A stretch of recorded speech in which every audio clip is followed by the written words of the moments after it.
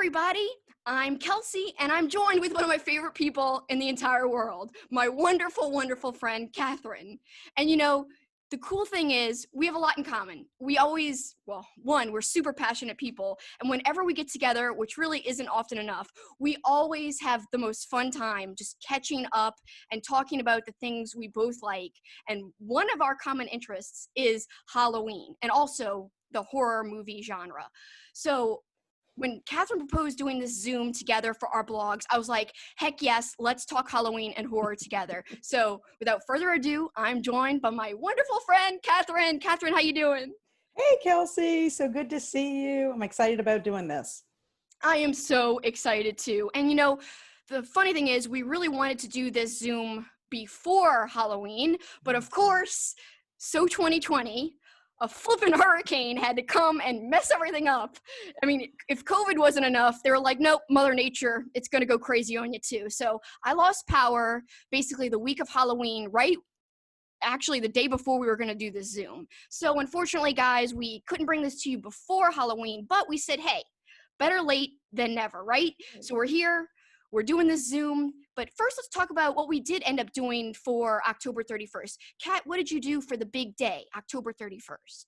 Well, actually, I dressed up as a witch, and I was going to hand out treats for our subdivision, the children in the subdivision. So my oldest son came with his girlfriend dressed as Cookie Monster and Oscar the Grouch, and they brought an inflatable haunted house with them. And I set it up in front of the table that I was handing my candy out of my cauldron.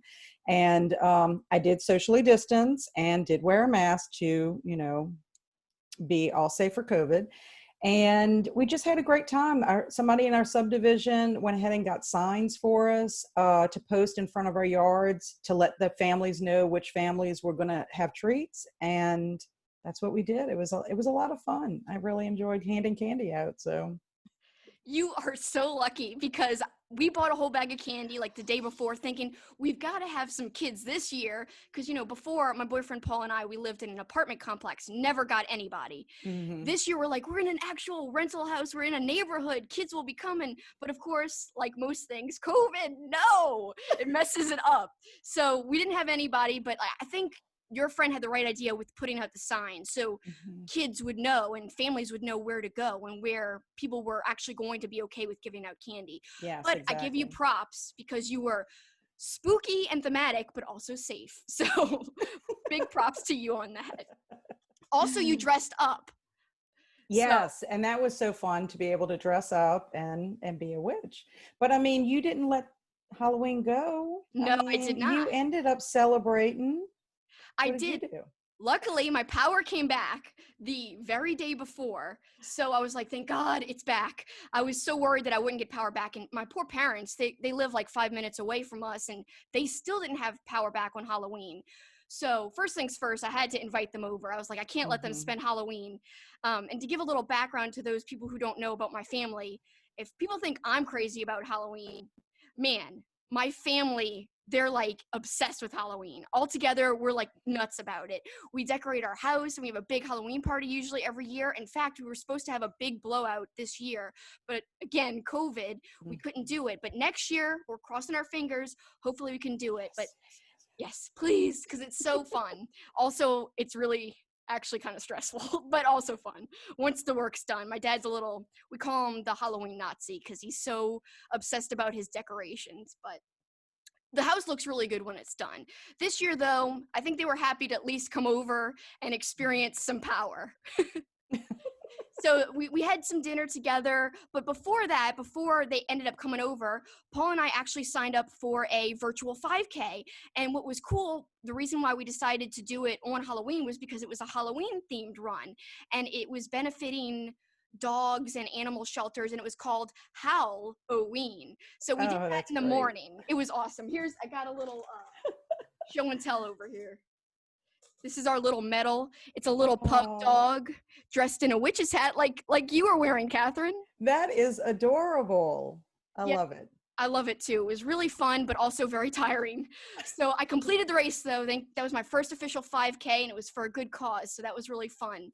Then my parents came over. We kind of hung out. And after they left, I watched some thematic movies. I watched Hellraiser.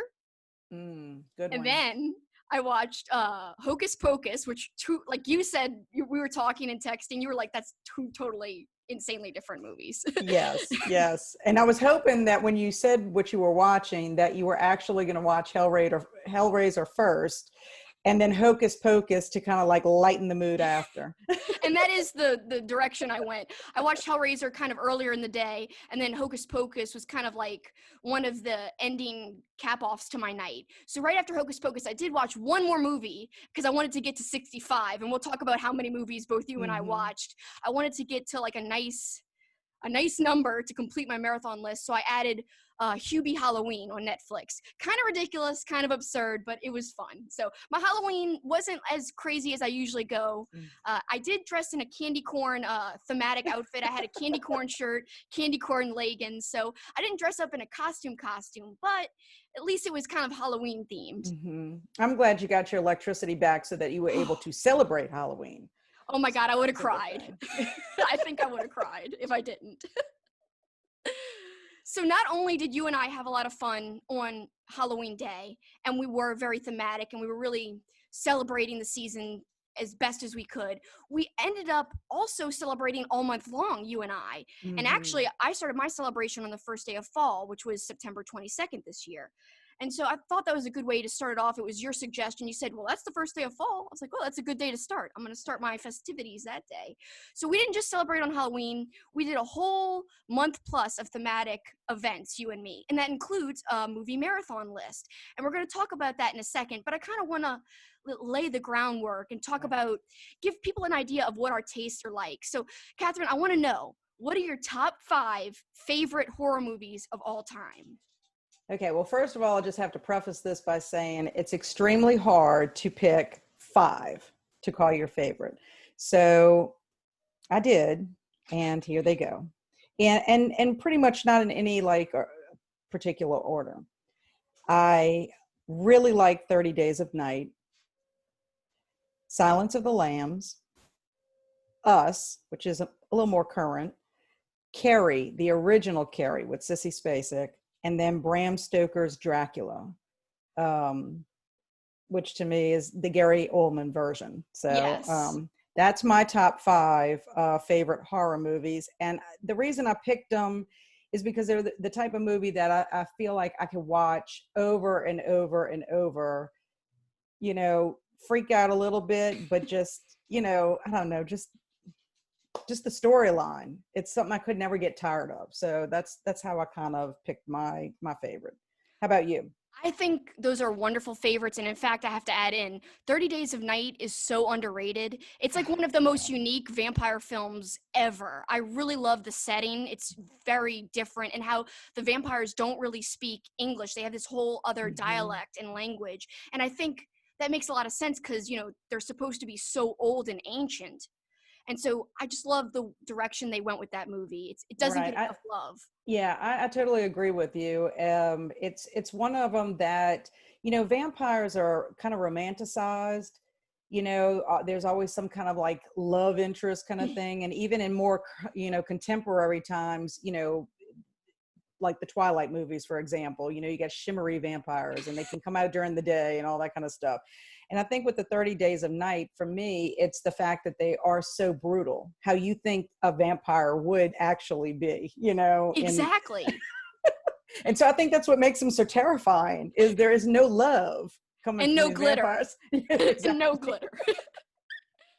Funny thing about glitter is Twilight is not the only movie to use glitter on their vampires. I didn't know this, but I watched like a 80s horror movie documentary this October as part of my marathon. And actually, I learned that the Lost Boys, they put glitter on the vampires in the Lost Boys.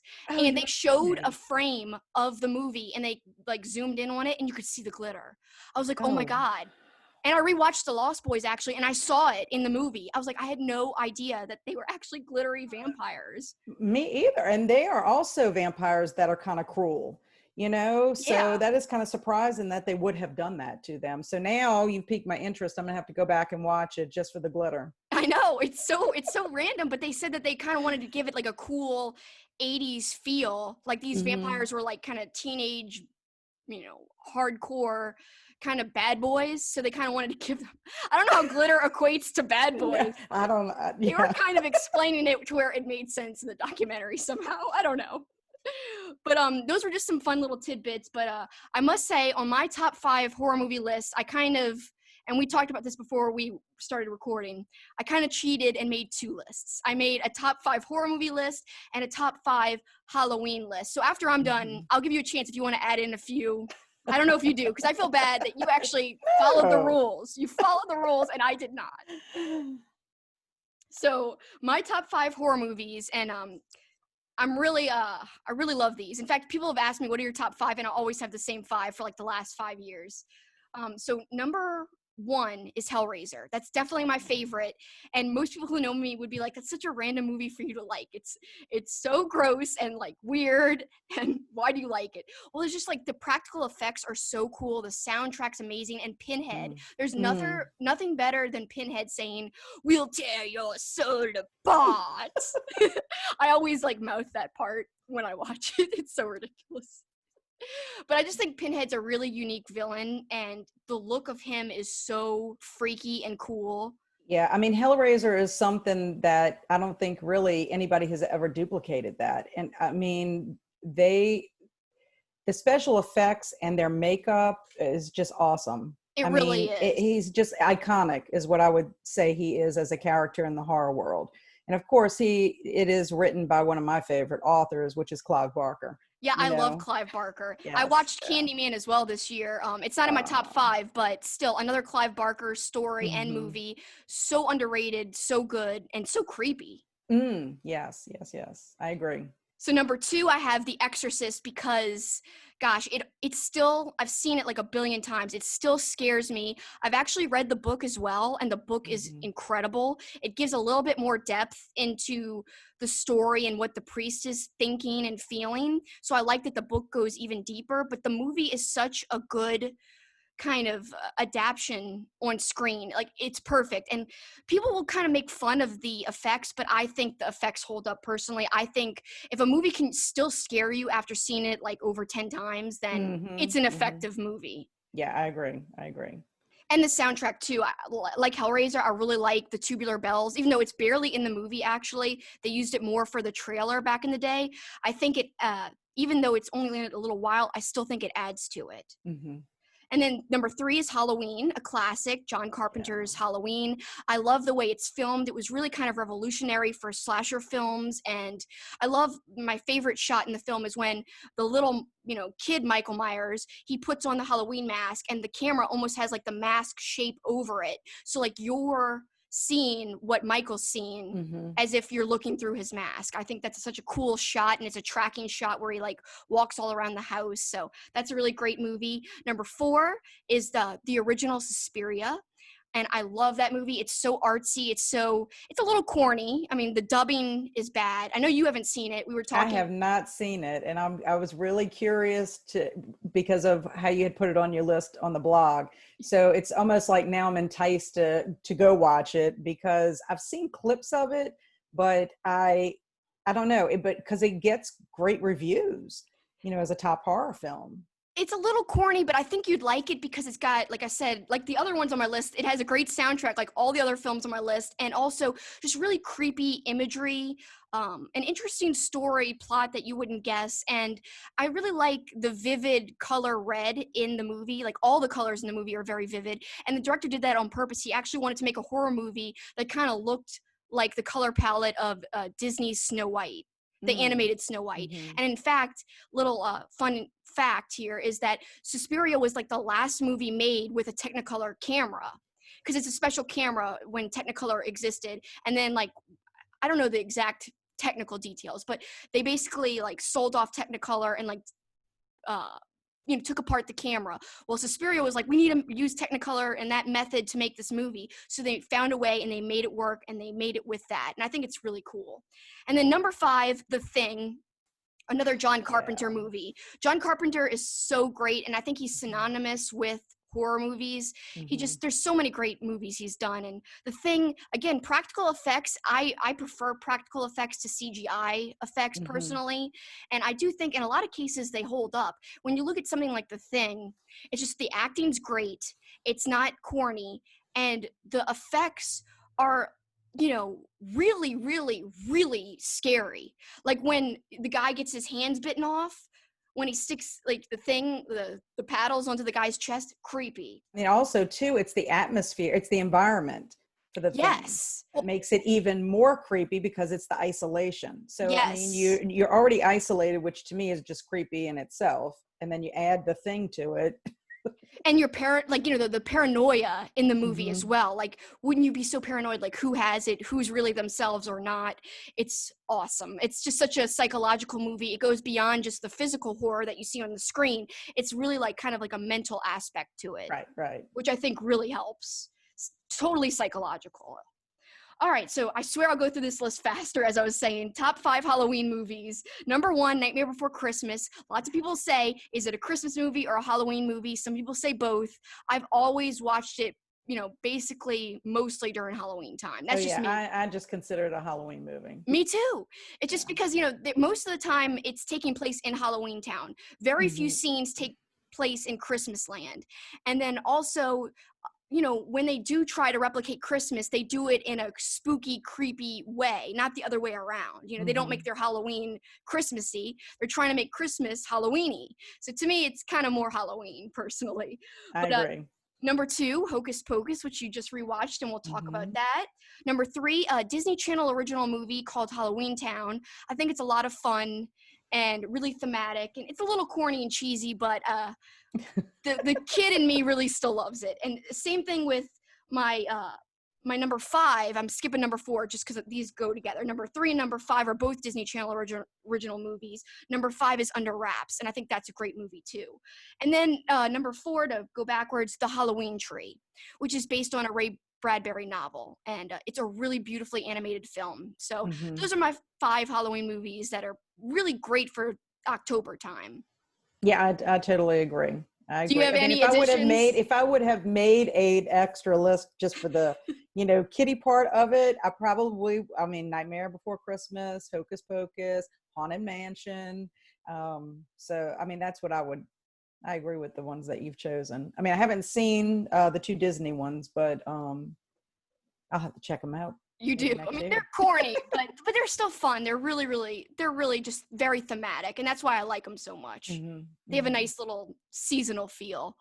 So now that Catherine and I have kind of laid the groundwork, kind of given you guys an idea of the type of horror movies and Halloween movies we really love, we're going to talk a little bit about our marathon specifically for this year, which, we each chose different movies. Catherine had about 13, which is a number that I really like since I was born on the 13th. So I think she picked a great thematic number of movies. I kind of went crazy and tried to do 50 movies, and I actually somehow exceeded it. And we'll talk about that after, but it's crazy that I watched over 50. It's even crazy to try to do 50. You are a beast. I don't know how I did it. Literally, like last year I made a schedule where I had like breaks where I took my dog out to the bathroom. Like I would put, okay, watch this movie from this time to this time. Bring Jackson out to the bathroom. Watch this movie from this time to this time. Go to work from this time to this time. So like last year I did a schedule. This year I just kind of winged it. But I always write down how long every movie is so I could know, okay, I'm going to watch, a movie that's under 2 hours today, or two movies that are under 2 hours today. And so I have a list with all the times, and that's how I choose which ones kind of. Actually, that's what I did also, because depending on what I had going on during the week, I was like, okay, I know I only have 2 hours, so I have to make sure whatever movie I'm going to watch, I can fit it in that time. And then there were some movies that I had the allotted time, and then something happened, and it was like it took a lot longer to watch the movie than anticipated because of all the pausing. That happened to me too, actually. So great minds think alike, 1, and 2, similar circumstances. Sometimes you just can't watch a movie all the way through without pausing. It just life, I agree. So let's talk about your movies, Catherine. Which 13 movies did you choose to watch? Okay, well, I went ahead and chose the 13, and of the 13, 5 of them were movies that I had already seen but had not seen in a long time. So I wanted to revisit them. The Haunted Mansion, Train to Busan, Hocus Pocus, Color Out of Space, The Nightmare Before Christmas, Sleepy Hollow, Salem's Lot, the 1979 version. Apparently, there's another version. The Innocents, The Ritual, The Vatican Tapes, Death Note, House of the Witch, and Dark Skies. Lots of good picks there. There's a few that I've seen, but quite a few I actually haven't seen on your list. And we're going to talk about what you thought of all the movies and kind of like your biggest disappointments and surprises at the end. But I also want to talk about the movies that we actually had in common. There are about 5 movies that we both had on each of our individual lists. And at first it was only 4, but I added an extra movie in, so it became 5.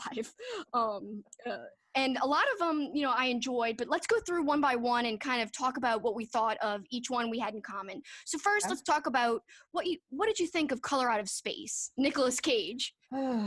Well, I love Nicolas Cage. Me I do. too. And so when I saw I actually picked it because it was on your marathon list, that one and Train of Busan, but The Color Out of Space, I was like, well, it's a recent movie. I haven't heard of it. You know, I looked up what it was about and it seemed pretty creepy. And I'm like, well, it's got Nick Cage in it. So let's give it a try.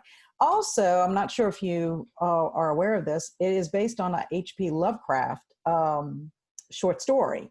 And if you know anything about H.P. Lovecraft,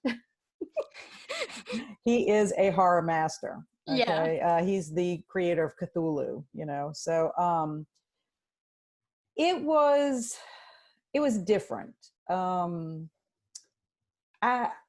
wouldn't say it was like my favorite movie that I watched. You know, it was interesting. I liked the premise of it, but it was just kind of weird. You know, it just got really. I really didn't even know where the filmmaker was trying to go with it. You know, at some points, you know, and then, but I mean, it was pretty great to watch Nicolas Cage lose his shit.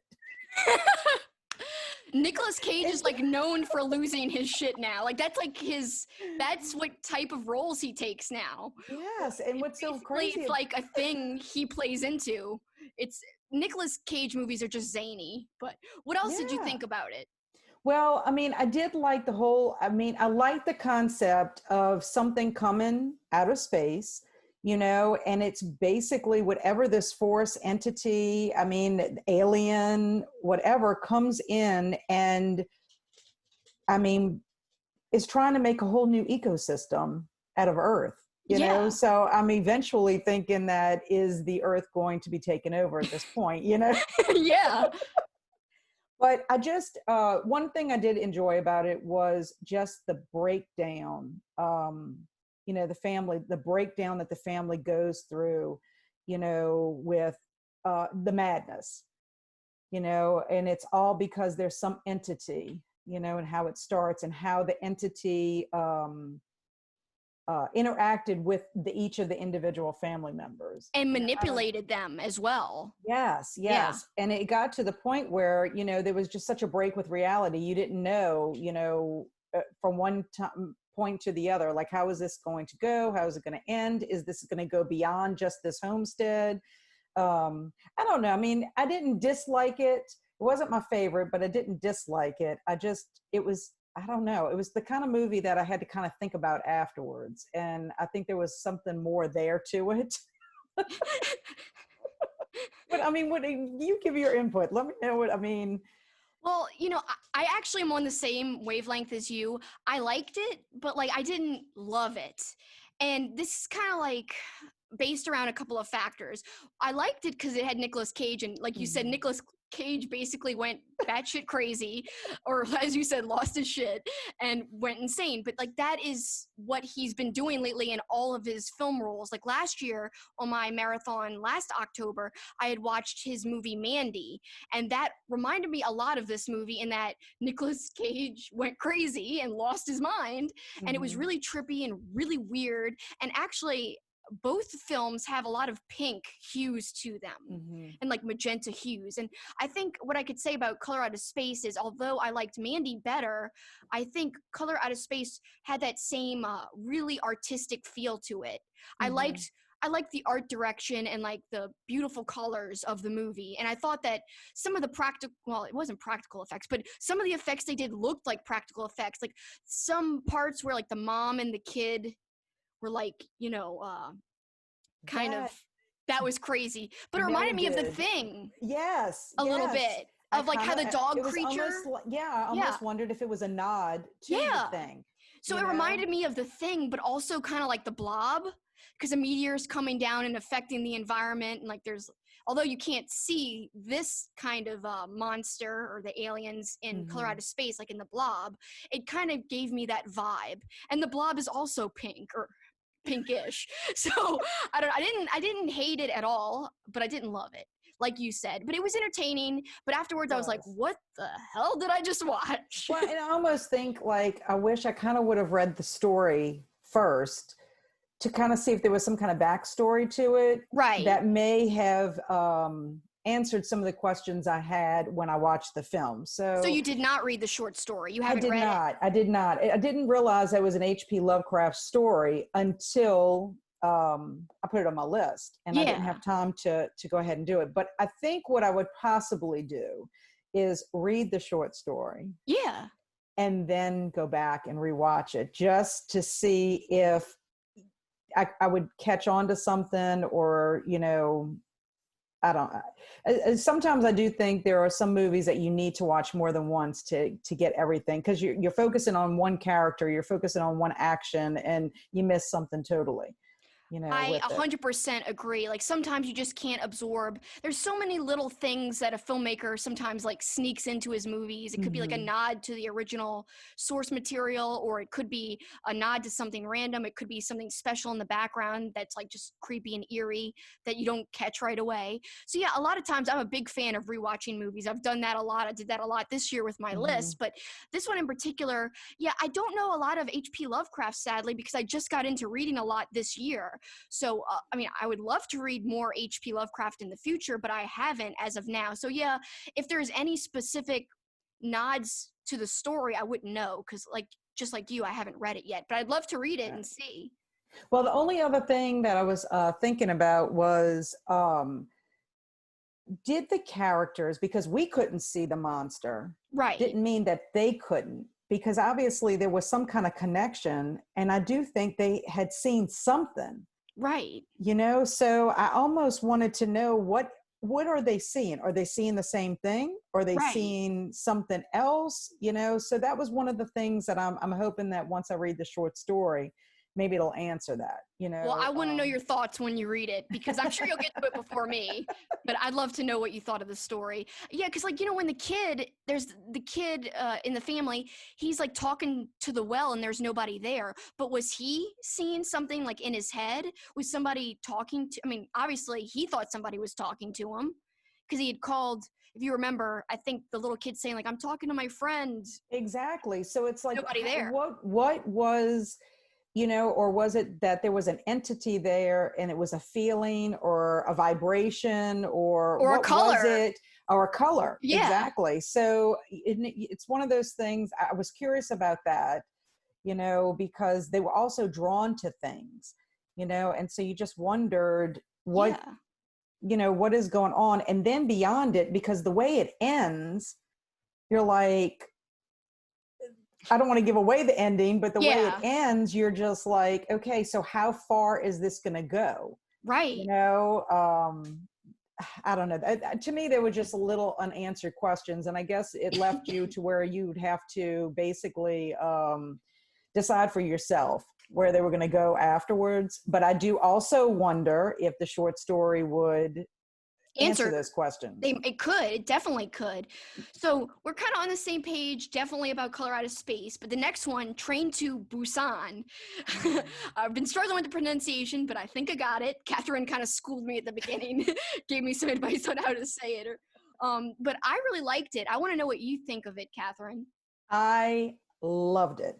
Loved it. I don't know. It was like it took off right out the box. I mean, it was did. not, I mean, it did not take any time at all for us to see what was going on. The zombies were incredibly scary to me. It was one of the films that I honestly fidgeted, like moving around. Like, I don't know if I can watch this because are these people going to actually make it? And then there were characters in there that you so wanted the zombies to kill because they were Yes. responsible for killing so many other people. And I don't know, and it was not a movie that ended quite the way I thought it was going to end, you know? So I would say it was satisfying in that aspect that it didn't necessarily have to always end, you know, perfectly, you know, like some movies end up doing, you know? Yeah. But I think the special effects were awesome. The zombies were great. It kind of refreshed the zombie genre. I mean, I'm a big Walking fan, you know, Walking Dead fan, and you know, and their whole universe to me is awesome. But I don't know. It was just really, really good. And at first I was kind of worried because of the subtitles that I was going to be distracted with them. But surprisingly, it didn't bother me at all. I mean, what did you think? I loved it too. And in fact, like, I think you're more of a zombie fan than me. Mm-hmm. I mean, I like Walking Dead, but I did stop watching it after one of my favorite characters died. I was like, I can't take Uh-oh. this anymore. Uh-oh. Like, but I've been thinking about actually restarting it because I did really love that show. But I mean, everyone died. I mean, so many people die. But anyway, that's another story for another day. It's anybody with a moral compass. You know, Yes. they're about to meet their demise because of their moral compass. My favorite character on Walking Dead was Herschel. I loved him. Oh my god, I loved him. He was one of my favorites. But Yes. I'm digressing. But I loved Train to Busan because I think, like you said, it was kind of different and refreshing. But I did get a little like reminded of The Walking Dead because I think one of the things that The Walking Dead does really well is that it has human drama. It's Mm-hmm. not just about, oh, we're fighting these monsters. It's like we're Mm-hmm. also fighting the monsters inside ourselves. Like some human beings are monsters. And that's really prominent in The Walking Dead, and that's prominent in Train to Busan. I think there's just so many characters, like at least definitely one, that you just hate. And you wouldn't care if he got eaten. Mm-hmm. Mm-hmm. I know you know which one I'm talking about. I hated that dude. I was like screaming at the TV when I was Yes, watching. yes. And I was like, I convinced my husband to watch it with me. And I'm like, I said, this looks really good. It's gotten some great reviews. I said, we need to check it out. And he was like, what is going on? What is the, you know, like, it was just so frustrating because it's like, it didn't have to be that way. I know. But when you deal with human beings, they're sometimes scarier than the monsters. Exactly. And like so many different horror things kind of touch on that. Like I think Buffy really touches on that sometimes. Like Mm-hmm. human people are just as bad as monsters. And there's like a lot of analogies in there and stuff. I think a lot of movies do that as well. Like horror genre is full of movies that do that. But I think Train to Busan did that really well with a zombie movie. And Mm-hmm. like I said, that part reminded me of The Walking Dead, but it was totally original in the fact that the zombies looked really great. And I don't think I'm giving anything away by saying this. I love how they were affected by light, the zombies. Light and Yes. darkness. So I think that was a really interesting thing that I had personally not seen before. Now, although I'm not a huge zombie fan, I haven't seen as many zombie movies as I should, but like it still seemed unique from what I know of other zombie movies. Right. Well, I've seen several zombie movies, and this is the first time. I mean, I haven't seen all of them, obviously, but this is the first time I have seen the light and darkness, Yeah. which I thought was pretty original, you know. And I don't know. It just another thing. It was they made you care about the characters, how they set up everything in the beginning, and the character development, in my opinion, from the beginning of the movie to the end, watching characters go from, you know, being one way and not really likable, Yeah. end up changing because of the circumstances to the point that, you know, heartbroken, Yeah. at points. And I think too, as a mom, for me, the whole fact that a child is involved in it, and what you're going to do to protect your child, and what if you don't make it, what's going to happen to your child, at that Yeah. point.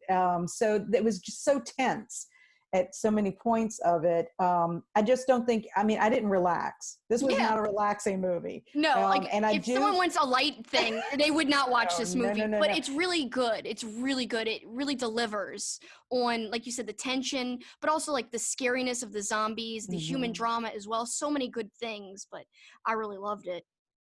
Me too. It was a Another great thing, choice. It was a great choice because I it, stole that one off your list too. and I gotta say, I really researched my list pretty in depth. Like some of them come from like best horror movie lists, and honestly, a lot of those lists are hit or miss. Because some Mm. of my picks I got directly off of these are the best horror movies, the top 100, top 200, and some of them I was just totally disappointed. This one did not disappoint me. I was like, okay, well this one, no wonder it's on a lot of top lists. It definitely is warranted. Another thing, like to touch on what you said, the character development was so good, and it was good because there was more than one main character. There was like quite a Mhm. few Mhm. prominent characters, and you only have like a 2-hour window where like a show like The Walking Dead has season upon season to build up character development. This one had a short window, but it does it so well, and it really, just like I said, like you said and like I said, it made you care about the characters and feel. Yes. Yeah, I totally agree. It definitely did not disappoint. It would be a movie that I would watch again and, Yeah. even dissect even more. And so, I mean, even to even want to try to see what else the director, has done, to see what other type of movies, are in that. Did he do other horror movies? I'll have to research that because like I would like to know as well. Mm-hmm. So it was So great choice. Great choice. thank you. And thank you to the lists I pulled it from. So some come from my lists of top horror, and others come from like, I do want to shout out this book. Uh, I actually follow this author. It's Pumpkin Cinema, and I follow the author Nathaniel Toll on Twitter. He's actually like given me some recommendations that aren't in the book this year because this was like published in 2015 or 2014. I can't remember, but he gave me some more recent things, and everything I got out of this book has been really great. So some come from lists, some come from this book, which are all about, as it says, the best movies for Halloween. And you were able to get that from like Amazon? Yeah, I think I got it actually because at the time it was new, so it was in the bookstore like Barnes and Okay. Noble. But I know you can get it on Amazon now, Okay. Yeah. and I I do think recommend it because I mean, look at how many bookmarks are in mine. yeah. Little tabs I have. I made tabs for different movies. Ridiculous. But I got a lot of great picks out of there, I will say. And it just so happens, like we were talking about Color Out of Space, H.P. Lovecraft inspired a lot of other things I watched this year. I don't know if I didn't mean to do this, but there was quite a few movies that were like based on H.P. Lovecraft stories. Mm-hmm. So it's like, wow, I watched like 4 movies based on H.P. Lovecraft stuff, but it was good. But like I said, I think Train to Busan, so far out of the movies we've talked about, was like one of my favorites. Mm-hmm. But Same with me. let's kind of switch gears to the more light fare that we had both watched, starting with The Haunted Mansion. And I will give a spoiler, I've got some negative things to say about The Haunted Mansion, but I want to know what you thought, Catherine. Okay, well, it's been quite a while since I've seen The Haunted Mansion, and I enjoyed it. A confession here, I had no idea when I had seen it many years ago when it first came out that The Haunted Mansion was based on the Disney ride. I've never been on the ride, to be fair. I haven't been on the ride either. Well, I have been on the ride, but I Oh. had no idea that movie was based on the Haunted Mansion. So I don't know. Just missed that whole tidbit until somebody told me about it. And I don't know. I enjoyed it. It seemed a little. The second time around and it being a while, I don't know if it was because I watched it with my son, the first time around. So you're looking at it maybe from the point of how they're kind of looking at it. Yeah. I mean, I enjoyed it. There were some great parts of it, when they got into where I loved when they got into the tomb area. That to me was like a creepy thing. Yeah. And then I was a little surprised, and this is the adult in me talking, and I don't know why I didn't notice this before, but I was a little surprised at, like the death and, like the storyline. And I'm thinking, this is supposed to be a kid's movie. Yeah. It seemed a little more adult, and that, I don't know if I can give anything away by saying, but I don't think that gives anything away. well, it's just like, like the love affair and, Yeah. all that background. And then his, death, as a result of her death. And I don't know. I was just a little surprised by that, considering it was also Disney produced. Yeah. So what do you think about that? I mean, am I being a little, No, I could see that, but when I grew up, my parents, they were super, I guess, casual with what I watched, because there's tons of things I watched as a kid that people are like, you watched that as a kid? Or like, well, same with me, yeah. But I guess when you're a kid, there's some things that go over your head. You just don't get the content, perhaps, but I think watching it as an adult, thinking about it being made for kids, I guess that was my thing. I mean, I obviously think it's a great movie. Yeah. But well, the thing is, see, like, I think Disney actually did a lot of like darker themed stuff. Especially, I mean, this was kind of a more recent film, The Haunted Mansion, but they did it a lot back in the day. Like, if you look at, Fantasia, my dog's whining in the background. It's okay, Jackson. If you think about Fantasia, I mean, there's some super dark stuff in there, like Night on Bald Mountain with the demon Chernabog. Like, there's literally like naked ghosts, like imp ladies dancing around, and like that's definitely like marketed as a kids movie. So to me, it's like Disney didn't really shy away from that, especially back in the day. Mhm. Now, I would be surprised to see something like The Haunted Mansion or Fantasia today, because I think they've definitely gotten away from that. yes. But I think like the whole thinking is, I think at the time, they're like, kids can handle stuff. Most kids, can handle things. And I think if it kind of paints a bigger picture about life, I think it's good. Like, one of my favorite movies as a kid, but it's not a kid's movie, it's not even classified as a kid's movie, but Watership Down. And I actually, I watched that before I started my marathon, because it was like, I was so eager to start, and that was like kind of creepy enough, but it wasn't really Halloween related. I was like, this kind of bridges the gap, and I'll watch it right before my marathon. So I just rewatched that. My boyfriend Paul was like, what the heck? Bunnies are killing each other. There's blood everywhere. Like, how did you watch this as a kid? I'm like, I don't know. Like, I know that it's not made for kids, but at the same time, it's got a bigger story about life and death, and the life cycle, and nature, and prey, and I don't know. I just think sometimes kids can handle more than people think they can handle. Yeah, I mean, I agree. And I mean, obviously, when I saw it with my son, I didn't even bat an eyelash about it. And I don't know if rewatching it is because how society has changed, and it has, what people have kind of seem to frown about or whatever. Not that it took away from it. I guess it was just one of those things. I was a little surprised. Wow, that was in, I don't remember this, storyline kind of thing.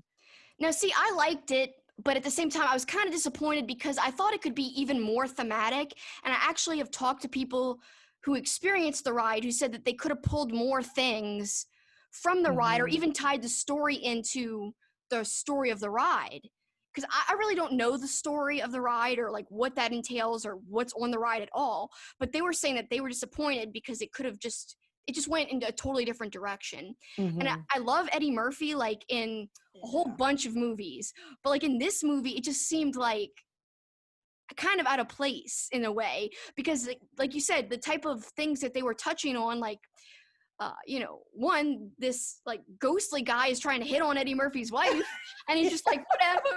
Like, I don't know. It was just very cheery. But at the same time, it's a Disney movie, so I kind of get that direction. But it's like, I don't know. Like, it was just, it didn't match completely for me, but it was still enjoyable. And I loved like the production quality. Like, yes. all the mansion stuff was just, the mansion itself was beautiful, totally thematic. And I liked a lot of like Halloween spooky feeling elements that they put in. Yes, I did. I mean, I thought the whole entire part of the movie where they were in the tomb and everything with the skeletons coming alive, I mean, that to me was like like a really good scare factor, you know. Yeah, I love the tomb stuff. Yeah. Yeah. So, I mean, and the mansion, of course, is beautiful, and all the things coming alive and the unexpected turns and the hidden doors. I mean, that's the kind of stuff that you're like, I wish I would have lived in a house where I had my Oh little my God. passageway, you know, like Yes. Scooby-Doo, you know, the people go behind the passageway, you know. Candlestick So, opens a door. Yeah. I love that. And yeah, that was my favorite part of the movie, was like kind of like the atmosphere and the mm-hmm. sets, more so, and then the effects as well, more so than like the plot. But overall, I enjoyed it. And then another lighter fare that you and I both had in common, Hocus Pocus. And this is a classic. Everyone loves it. And man, to me, it doesn't get old. It was perfect to watch on Halloween, which is when I watched it. But tell me, you actually watched it in a very thematic place and got to experience it in a really cool way. Tell me about it. Well, I was excited because, you know, with COVID, everything's been shut down. Well, the movie theaters have recently opened, and one of the things that they've been trying to do is bring back some fan favorites. And two of the fan favorites that, you know, came back, well, I'll just say the one right now, but Hocus Pocus was one of them, and it was actually my first movie that I got to see because it was in the theater. So I ended up going on a Thursday evening and got my caramel popcorn and my drink and settled in my seat. And there was only one other person in the theater, way down at the bottom. I was all the way at the top. And it was just so neat to be able to see it in the theater. Yeah. You know, and on the big screen. Hadn't seen it in many, many years. Just loved it, loved seeing it again, and the music and the three sisters, and, you know, just the whole storyline, and it was just great. So many parts in it that I had forgotten that made me laugh. And, you know, so probably one of my favorite parts is the fact that Penny Marshall is in it. Yes. She is the dude's wife. That is the dude that's dressed like the devil. So it's Gary Marshall. That's her brother, Gary Marshall. Okay. I thought so. Yeah. And then Penny Marshall is the wife. She is so perfect, you know, because he's like just loving all the adulation from these witches, because of course he does not know that they're really witches.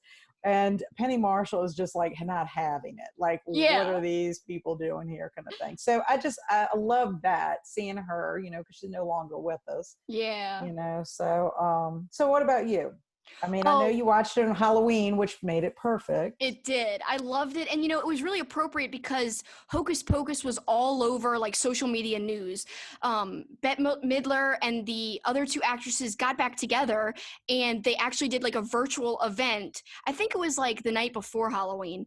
But I think that was really neat. They donned their costumes. They even sang, I saw a video clip of it today. They sang "I Put a Spell on You," just like they did in the movie, in their costumes. It was great. So I think it was really fun and a perfect year to rewatch it because of that. Also, there's been some news. They are going to do, I don't know if it's going to be like a direct sequel where the Sanderson sisters are going to be the main characters, or if they're just going to be like background people. But Bette Midler and, you know, everyone else is involved. And there's going to be something, like, I guess you could call it a sequel for now, like a second part on Disney Plus eventually. They've confirmed it. Bette Midler talked about it, and it's going to be great. I'm excited. I mean, any idea, like, when are they trying to shoot for next Halloween, or is it going to be any idea about that? It's got to be a future Halloween. I can't see it being as early as next Halloween, only because they're just announcing it. I don't think they said that they've written anything or even started filming. So in that case, I think it's going to be a little bit down the road, but still, I'm looking forward to it, even if it might be kind of, you know, a long wait. That's okay with me. It'll make it better. You know, it'll make it better when we finally get to see it. Exactly. Yeah. Yeah. So yeah, that was a lot of fun, and it was cool because it was thematic. It was all over. Everyone was talking about Hocus Pocus, and Bette Midler actually has said that's like one of her favorite roles ever. She loved being in that movie. So I think that's kind of telling, you know, if she had that much fun behind the scenes, no wonder it came out so great, you know, for audiences to see and on screen. It just comes across that they're having so much fun. Exactly. Yeah, I totally agree with that. They got into their characters, and they were different than what you've seen them in past movies. So, and I thought the makeup, their costumes, everything Yes. perfect. I mean, so many funny scenes in there because they just don't get how children are actually trick-or-treating. Yeah. I love that. They're just so like witty. Like all of the characters. Like I really liked it. I also liked like a lot of the makeup, not just for the witches, but like I forgot the guy's name. The zombie guy. Yes, Her yes, boyfriend. yes, her boyfriend. Yes, I cannot remember what his name is And he either. was on the virtual reunion like Zoom event, and he like donned his makeup and stuff. I think I read that, but it just seemed like it was so much fun, that event, and I love his character. And he was telling Bette Midler basically to go to hell because she kept ordering him around. He's like, go to hell, you wench. It was great. Oh, I love that movie. But finally, we were only going to have those movies in common, but I added an extra movie to my list, one of many extras I added, actually, Nightmare Before Christmas. And as we said in the beginning of our Zoom, both you and I kind of feel like it really fits Halloween time. And God, I could Mhm. see this movie 1,000 times and would not get sick of it. I've seen it a ton, not 1,000, but I've seen it a lot. And I just love it. Every year, it's a great thing to watch. I've seen it, Mhm. I mean, if it not every year, then every other year. What do you think? Why do you love that movie, Catherine? I just love it. I love the way it was created. I love the whole concept of having a place that it's Halloween all the time. I mean, his entrance into, the Halloween town is wonderful. Um, there's a little love story going on there, with he and Sally. Yeah. And I don't know, it's just different. I love the music. I love the whole concept of them, him trying to seek something else out, like there's more to something going on, and trying to explore something else, and then him thinking that if he takes over another holiday, it's going to be somehow different. But then the element just emerges, in Christmas, and to watch the kids freaked out that their gifts are like now going to either eat them or chase them or whatever is hilarious to me. And then kidnapping Santa Claus. Yes. I That whole, actually went to a convention and I saw, of course I forgot his name, Chris, I think his name's Chris, the actor who voices Jack Skellington, and also the actor who voices Oogie Boogie.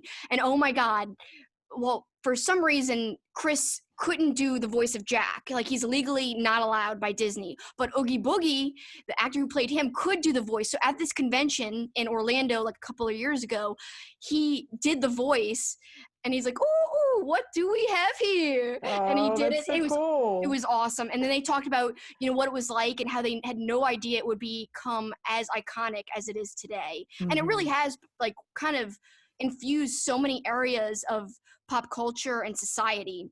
Like, it's a big popular thing.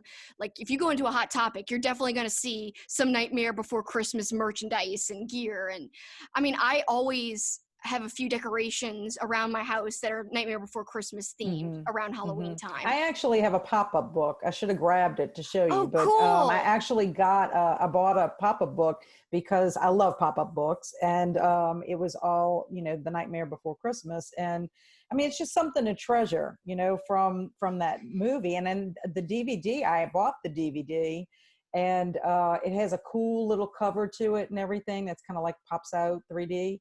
I didn't actually watch it on my DVD.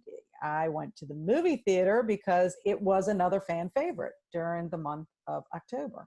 So I dragged my husband to that one. I told him it's only an hour and 16 minutes, and he hadn't seen it in a long time. And so we went in. And again, we thought we were going to be the only ones in the movie theater, and then we had some people join us about 20 minutes in. But again, being able to see it in the movie theater after so many years was just awesome. I love hearing it on the big speakers because I've actually seen it in the theater as well. Not this year, but in the past, they did these special releases where they showed it actually in 3D. Oh, cool. I would have Yeah. loved to have seen that. Like the snowflakes, like during the Christmas part, fly at you. Oh, it's so Oh. cool. And like the pumpkins fly at you, and the ghosts. Oh, it's amazing. But yeah, I would definitely recommend it because they do it every few years where they show it in 3D. So if they do it Mm-hmm. again, you should totally go. It's such a great experience to hear the music really loud, though. I think that's like the best part of it Mm-hmm. because Mm-hmm. the music is just iconic. To me, it isn't Halloween unless you listen to "This Is Halloween" from the movie. So it's a classic in my mind. Yes, definitely a classic of mine as well. All right, so those are the movies we had in common. We I really enjoyed those movies for the most part. You know, minus a few things here and there on two of the movies, but otherwise those were some great picks, I think. But let's Mm-hmm. kind of talk about the other movies on our list and our list as a whole. I have some picks of mine some movies that were surprising on my list that I really loved and some that I was disappointed with.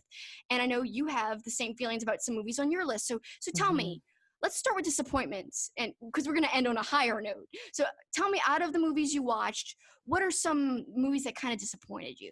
Well, I mean, I always thought that Salem's Lot, like the 1979 version, scared the bejesus out of me because think about, when in 1979, I was 10. And so to see some of the scenes in that movie, were a little disturbing and even Yeah, followed me throughout life. I always worry about the little kid floating in the window kind of thing. Always gave me the creeps and I could never sleep with my curtains open, like because of that. And it wouldn't matter if it was summertime or whatever. It was just freaky. Seeing it now after all this time, it's still creepy, don't get me wrong. And one of my favorite Stephen King books, based on one of my favorite Stephen King books, but I'm just like, what was I so scared of?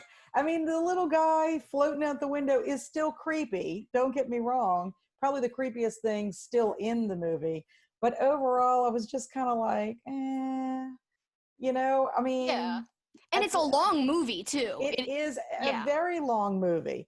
So I don't know. I was just kind of disappointed that I didn't get the scare factor that I was expecting from when I had seen it, so many, many moons ago. And just a little bit of, fun fact, it was an actually made for television movie.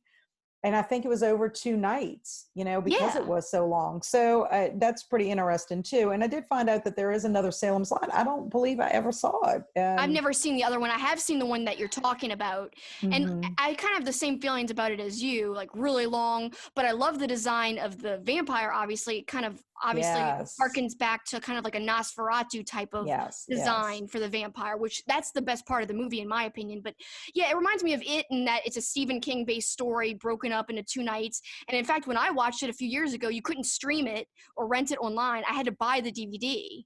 So Right, that's how because for I the watched it. longest time, I actually got the DVD through Netflix. For the longest time, it was like in your saved box. It wasn't even available, and I was like, I'll Yeah, never get to see it again.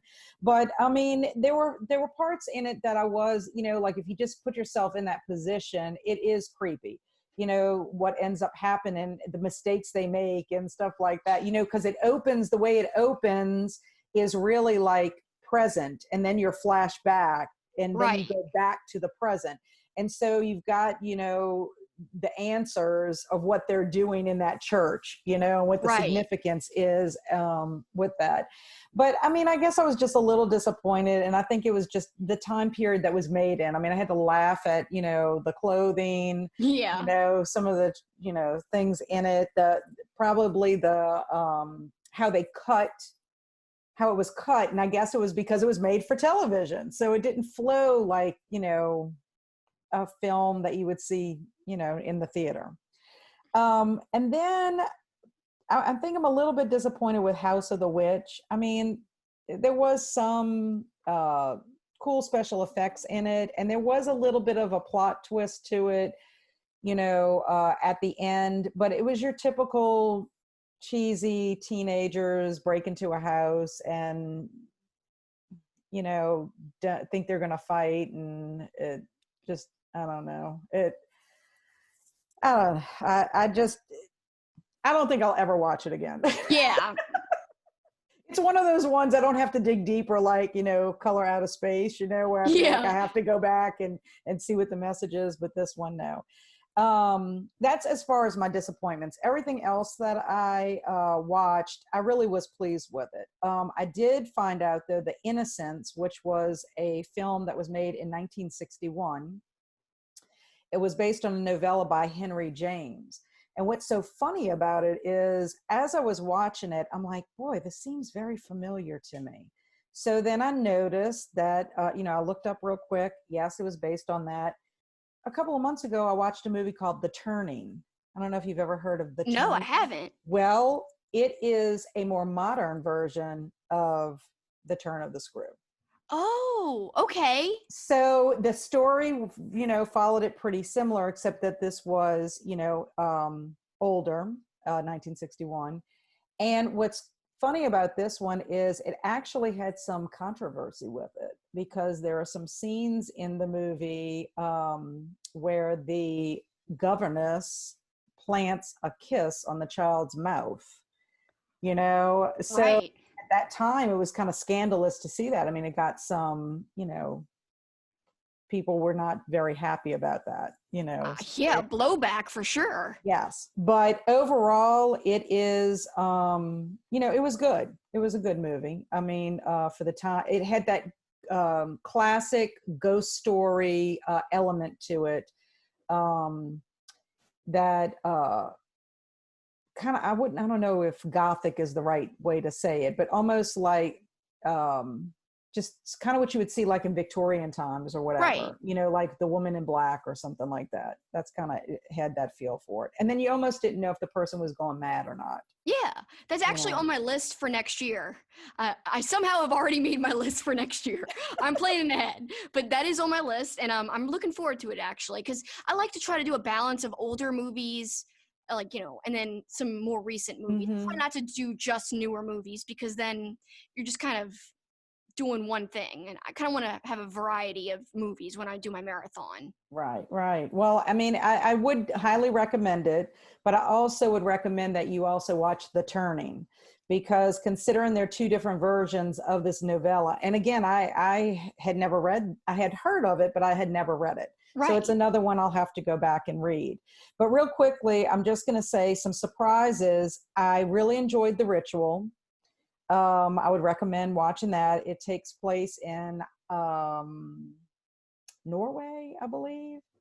And I don't want to give too much away. You can't really talk about it because it will give too much spoilers away. Andrew, my son Andrew, who does not really like horror movies, recommended it to me, and he really? liked it. And he thought, I think you would like it, because it's also a mental thing too. And then I was surprised by Death Note. When I decided to watch this movie, it just looked intriguing to me. The whole thing about receiving a book and you can write in it and kill somebody, and Oh, wow. it happens, whatever. Well, I found out that technically this wasn't considered a really good live action movie. It's based on an anime, but I had nothing to reference it with. But I liked it. I enjoyed it. And I now think I will go check out the anime. Yeah. It sounds like an interesting premise. I really like that idea. Yeah. So that's my surprises and disappointments. So how about you? Well, me, gosh, I would say my biggest disappointments, I put the Haunted Mansion on there only because I feel bad doing it now after we talked about it, but only because I was like, the plot could be so much different though. So like, I just was expecting so much more because I had never seen it. And I just thought, oh, it's going to be so Halloween-y. And so kind of like on the level of Hocus Pocus, I thought maybe, but it was not on that level. And that's why. No, I definitely agree with you on that. That's why I named it a disappointment. So to be fair, I'm comparing it to something really good, but whatever. I'm going to keep it on my disappointment list. And then this movie called The Dark, which was kind of like, I wouldn't say it's a zombie film, but like this undead girl. To me, the movie didn't know what it wanted to be. Did it want to be a drama or a horror movie? And I think movies can do elements of both, but this one was kind of like, I don't know, it just didn't know what it wanted to be, and was, I just thought it could have been better. There was too many parts of the movie that just dragged on. Like some scenes, like some horror movies are slow burns. This one wasn't really a slow burn. It was just a movie that really took its time and dragged.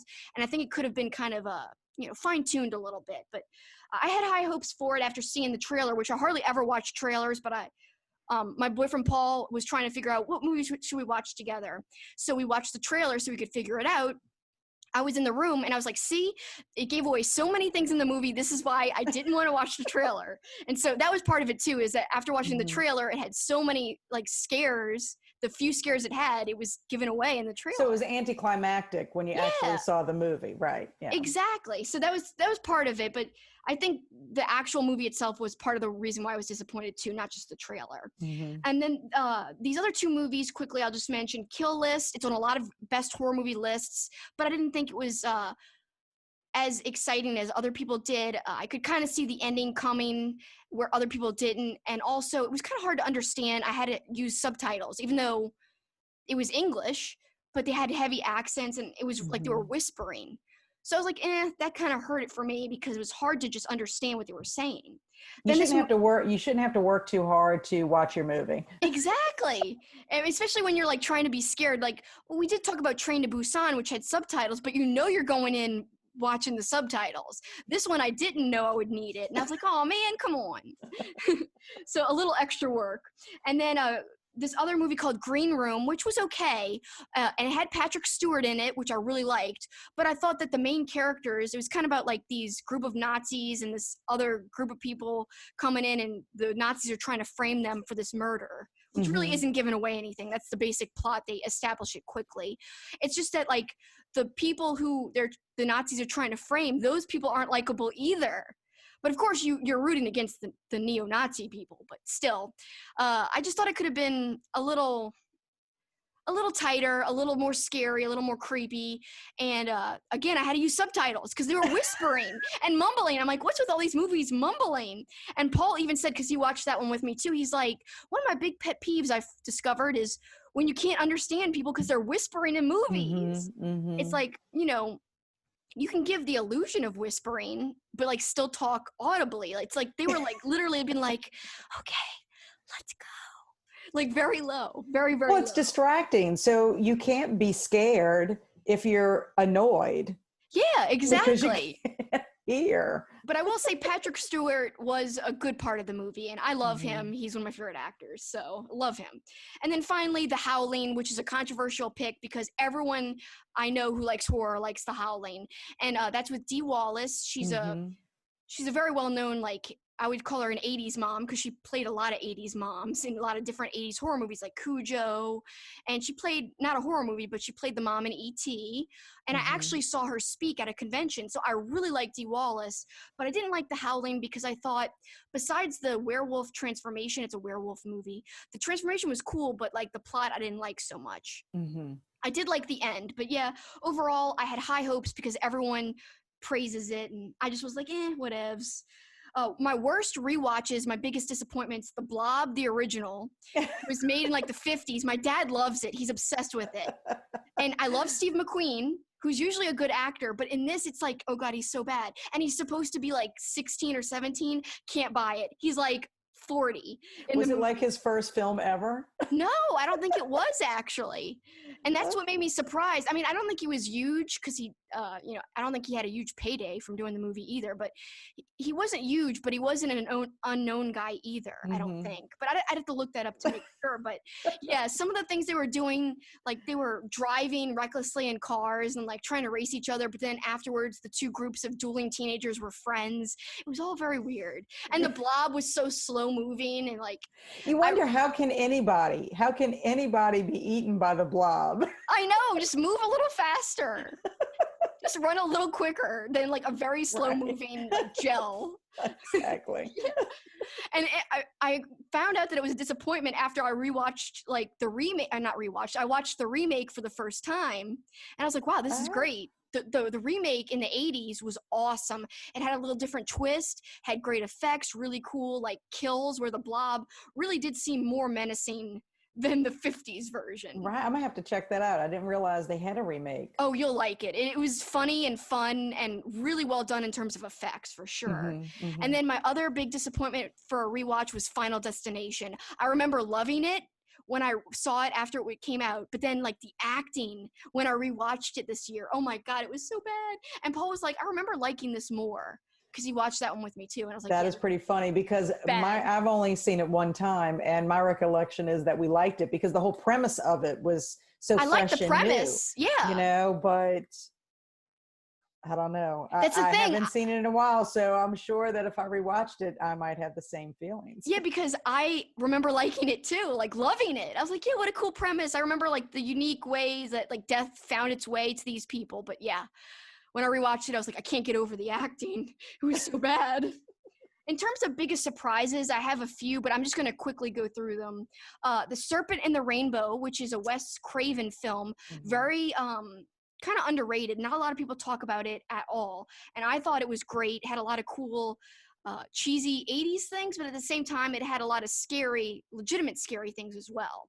Midsommar, which was a newer movie, I thought it was really creepy. I wouldn't necessarily call it a horror movie.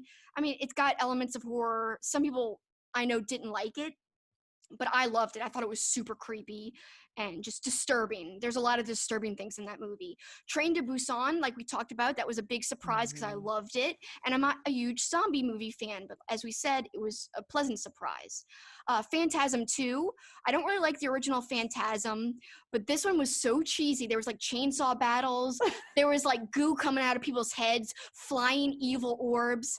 It had everything that a cheesy 80s horror movie usually has, like because there's a lot of 80s horror that's cheesy, but I don't know. This one like really did it in a And I'm perfect gonna way. have to have a confession here on that too. Phantasm scared the bejesus out of me. I haven't seen it in many, many years, but Tall Man scares me to death. It's the whole premise of him following you and that little silver ball orb coming after you, and then those little munchkin guys. It's like, I don't like going into a mausoleum or even near a cemetery thanks to that movie. I don't care how cheesy it is. It's just super creepy in my opinion. No, it is. I mean, I do think Tall Man is really creepy, and I think some of the effects were amazing. Like, I'm kind of making light of it, but it had some great scares and effects, but it also had like the cheesiness that I love. But I do think Tall Man is creepy for sure. I wouldn't want him standing behind me. Not at all. Not at all. But that was a pleasant surprise because I actually like Phantasm 2 better than the original. Better than the first one. Yeah, a lot more action, a lot more crazy zaniness, and that's why I liked it. I mean, there was this one explosion in the movie. Oh my god, it was so ridiculous. Like the explosion would never be this big in real life. It was funny. It was great. Like I told you, the Blob, the 80s version of the Blob was one of my surprises. I liked that a lot. And I will say, In Search of Darkness, it's a documentary all about 80s horror movies, and that was a big surprise. It's about 4 hours long. I can't believe I watched it. I separated it into like, chunks. It was a great, great documentary. I loved it. And I actually got a lot of ideas for future marathons and some additions to this marathon from that documentary. I'm going to have to check that out. It's good. You'll like it. It has a lot of clips, and I liked it a lot. And also, I didn't even mention John Carpenter, like people like involved in the movies were interviewed. So that was really neat to hear John Carpenter talk about his films. He kind of bashed The Fog, which I was surprised to hear. Like he almost downplayed, I love The Fog. And he kind of downplayed it and said, oh, I wasn't happy with it. I was like, what? I love that movie. So that was kind of surprising, but I don't know. He didn't really go into depth about why, but whatever. Another 2 movies I really liked, The Final Girls and Summer of '84, both newer movies, but set in the 80s. I just think they're fun. I think you'd like them. They were a lot of, not really scary, just a fun time. And then The Mortuary Collection, who the author of that Pumpkin Cinema book, he recommended me that movie, and it was great. It was kind of like an anthology where it told different stories, really good. And then a few haunted house movies, like, we have the House of Shock here. Oh, yes. So these few movies I watched, I really liked them because to me, it seems like it could be a plausible thing. All of these movies, what they had in common was you'd go into like a haunt, like the House of Shock or the Mortuary, if you're from New Orleans, where, people jump out and scare you. You go into that and there's an actual killer in there. So I watched a few good movies that had that kind of premise. Their names are Hell House, LLC, Haunt, and Hellfest. And then I also watched a fun like documentary called Epic Home Haunts about people who create like haunts in their yard. That one's not a horror movie. You're right. Thematic, They go crazy like my family does, but on the outside of their house.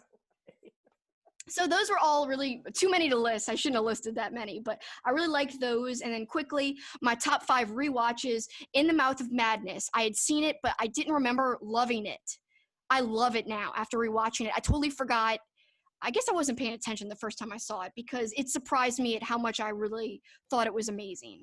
Ghostbusters, it's like the most perfect film ever. Yes, Yeah. and I haven't seen it in a while. It's one I want to revisit, and I'm not too sure if I'll ever watch the one that they put the females in. It just Me does not neither. seem like it would, fit with it. I mean, Bill Murray. Like Dan Aykroyd, like all those, you can't replace him. Harold Ramis, R.I.P. Oh yes. One of the greatest, actors and directors involved in that movie, like a lot of talent involved in that movie. I just can't watch, even though it's not a remake, it's more like I guess they were calling it like a sequel. Yeah, in a way. but I don't know. It just doesn't work for me. Me neither. I know I should give things a chance, but it's like I'm just with certain things. I want to make sure that it, I don't know, it doesn't take away from the original. I don't even like when they do a remake of the movie and try to follow the plot line. Exactly. Yeah, me too. Like, I'm not gonna watch the new Suspiria. I don't think. I really love. Everyone says it's good, but I love the original so much that I'm like, I don't know. Like, I don't need to see the new one, kind of. So well, the new one too, I think, is a little bit different. They concentrate more on the dance. I haven't seen either one of them, but I did watch Eli Roth's program. He's got a Halloween program, and it's like a horror program. Yeah, the History of Horror, I think it is, or something like. History of Horror, and I caught out on Halloween night. I was a witch. Yeah. I could not believe that his topic that night was about witches. Perfect. You did some hocus pocus and made it happen. Yes, but they did discuss it, and that was one of the things they had talked about. Was the difference in it is how much they focus more on like the dancing, and they brought up all what you were saying about the color and the art and everything from the original. So, I mean, I've seen the original listed on Halloween list, like on horror lists. Right. And, so there obviously is something to it. Right. As a film. So, I mean, I might give it a chance because everyone says that the new one is good, but in a different way. But at the same time, I'm just so in love with the original. I don't know. Mm-hmm. So that's one, like, just like Ghostbusters, like you said, I don't know.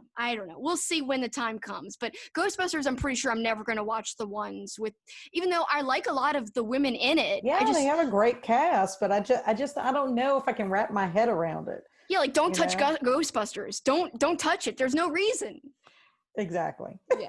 So a few more. The Descent is one of the best horror movies ever. Yes. I rewatched it. Love it. Candyman, like we talked about earlier, Clive Barker. I rewatched it this year. It's even better than I remember. And The Nightmare Before Christmas. It never gets old. So those are my, like, really, really, I'm happy with all of those to an extreme level. But some of the disappointments, they were pretty major disappointments. But I have to say, overall, I was happy with all of my movies I chose. I didn't feel like I wasted any time watching them, and it was just fun to have something to look forward to at the end of your work day. Exactly. I really loved, and we'll talk about this at the end about like our takeaways from the month, but I loved having like a plan for the month. Yes. And a schedule and like something to, like you said, look forward to and really get passionate about, because that's one of the reasons why I love October and why I've kind of created like a little thematic month for myself, because it's just something to look forward to and something really fun. So we talked a lot about movies, and like you said, I don't think I've wasted any time. I really enjoyed everything I watched. I watched 65 movies total. I watched even more TV shows. So let's bridge that gap and talk about the other things besides movies: books, poems, short stories, cartoons, TV episodes, and Nosferatu. What do you think, Catherine? Tell me about other things you did. Okay, so basically, I wanted to have something else on my list. You pretty much inspired me you inspired me to do a little more than just watch some TV programs and some movies, which I normally would do for Halloween. So I decided to read a novel. I did Nosferatu, of course, which we'll discuss a little more in depth. And I did some children's books. Mary Downing Hahn is one of my favorite children's authors, because she always writes spooky little books. So and I love children's literature just as much as adult fiction. But it was called Witch Catcher, and it was a cute little story about a young girl that moves in, and she has to save some witches or some fairies that were captured in these witch catchers by witches. And so it was delightful, is what I'm going to say about that. I read Ghost Squad by an author I had never read before, and it was kind of neat, about a young girl that has to try to save her grandmother, who is a ghost. And they live in these little jars up in a willow tree. And so a witch comes back. Oh, what ends up happening is they, I don't know, read a spell or something, and it releases this bad witch. And so they have to save the town and these little ghosts, which one of them happens to be a grandmother. So it was enjoyable, first time reading the author. So I liked it. Of course, I read Coraline. It wasn't originally on my list, but I had to read it. I love Coraline. Neil Gaiman is one of my favorite authors. If you have not read anything by him, I would highly recommend reading him. And of course, Coraline is about a young girl who moves into a new house with her parents and finds a little passageway to another part of the house with a nefarious woman. I don't know what she is, a creature.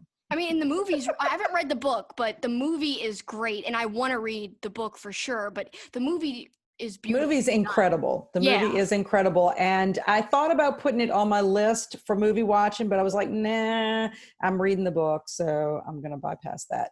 As far as short stories, I went ahead and picked some out of a Newbery collection that I had, and enjoyed all of them. One was actually based on, it was by Virginia Hamilton. It was like the Halloween before, the day before Halloween. And the whole premise was the family is all worried because they think aliens are coming to take them over. And what it actually was about was it was the War of the Worlds that was airing on the radio, and what freaked so many people out. Which is true. When War of the Worlds was first telecast, on the radio, I don't think telecast, what would be radio? Broadcast, I guess? Broadcasted, yeah. Yes, okay. It freaked people out. They actually thought aliens were coming down. So it was kind of neat to read a story by, about that. But short story is good. And of course, I had to have 2 stories by Edgar Allan Poe. Yes. And one of them was The Purloined Letter, which is another detective mystery story with Dupin. And of course, Edgar Allan Poe does not disappoint. And the second one was a conversation between these 2. It was kind of a sci-fi story. I would say it was a little bit confusing, but it just reminded me kind of, not that it was planned this way, but it kind of was along the lines of what I imagined came down in the color of space, out of space. So it tied into the movies somehow. Yes. In your mind. Tied into, yes, I would say that. But what about you? I mean, tell me what you read besides Nosferatu. So I read Nosferatu. I really enjoyed that. And I read that right before the Halloween season. That was like my last novel before I was trying to start my thematic, like Halloween reading. Mm-hmm. I will say, although I accomplished my 50 movie marathon watching goal and like surpassed it, I epically failed at my reading goals, and I've got to fix this next year. But I did read a few short stories. I will say I'm proud of, at least I read a little bit, but I had like the lofty goal of reading 4 flippin' books, one of which was like 700 pages because it's short stories. So I do want to highlight this book, though, because it's a really cool collection. It's called October Dreams. And there's actually a second one as well, but it's very hard to find. This one, I only got a few stories in, but of the ones I read, I really, really liked this one called, let me just make sure I get the title right, The Black Pumpkin by Dean Koontz. Oh, he's another good one. He's a great author, and I've got I've got at least 3 other books of his on my list. So to read the short story, I was like, oh, I like his writing style. So I'm looking forward to reading more work from him. But other than that, I was supposed to read The Halloween Tree. I started, but did not finish. That's, again, by Ray Bradbury. And then I was supposed to read R.L. Stein's collection of short stories. It's not just his short stories. It was, this is the author of Goosebumps. So this was kind of like a collection of some stories that he liked from other authors and like a couple of his own that he either took from other people and like reworked or just, created from scratch. So it was called Beware. I read like one story and then failed at the rest. So I can't believe I failed. But at least I know why you failed, because it is very hard. I'm just telling you from the point of view, I was reading my stories up to the morning of Halloween. Yeah. Because you either have to choose between, am I going to devote 2 hours to a movie, or am I going to devote 2 hours to reading? Exactly. You really cannot balance both. So it is kind of difficult, and something that I would have to rework for next year. I mean, me obviously, too. And it's just really hard. It's hard because there's so much good stuff out there. I know. It's like there's so many things. And that's why I even created the marathon in the first place, because I ended up just rewatching the same horror movies every year. And I'm like, I have to stop, limit the rewatches, force myself to watch new movies. And I'm going to do the same thing with books. Like, I'm going to force myself next year in a fun way to read more and actually accomplish, instead of setting 4 books as a goal or 3 or 4, I'm going to just set at least 1. Or maybe like a number of stories. Like, okay, out of that October Dreams books, I'll read 13 stories. Well, that was my whole premise from that. I decided to, I had done the Summer of Poe and tried to read everything by Edgar Allan Poe. Well, I wasn't able to do it in one summer because it's hard to read Poe. He's a little more difficult than reading a contemporary author. Well, yeah, the language. It's a different style. He uses a lot of imagery. I mean, he's wonderful. He is one of my favorites. Me too. But I did not get to finish all of his short stories. So when I was looking I have 2 collections of his. And when I was looking, I noticed that there was 2 stories I didn't get to during the summer that was in the other collection. And they happened to be under the mystery and horror. So that's why I chose those 2. I still have other stories to read by him. And then the Newbery collection is a Newbery Halloween short stories. So I figured I'd pick 3 out of it. And, that way every year I could, read a couple of them out of there. They weren't very long. It was something I could read in a couple of minutes, and they were enjoyable. But, and another thing, I picked Nosferatu, which is huge, a huge book. It is a long book. A very long book. And so I went ahead, and my other books I picked were children's literature because it was a little bit faster reading. More manageable, shorter. More manageable, yes. And I could actually read Nosferatu and the children's stories at the same time because, I'd read my little my little children's novels like during my lunch break. Right, quickly. Little bite size, kind of thing like that. But so let's talk about Nosferatu. Yeah. For a moment. First of all, I loved your review. I was glad that you read it and you reviewed it. Thank you. I was so hyped to read it, because you and other people have been telling me Joe Hill is amazing. And so I had actually started with his comic, Lock and Key. I think that's what it's called. I haven't read it in a couple of months, and there's also a show based on it, but the comic is so much better. And I really liked the way the comics were going. So I was like, let me dive in and read a novel by him finally.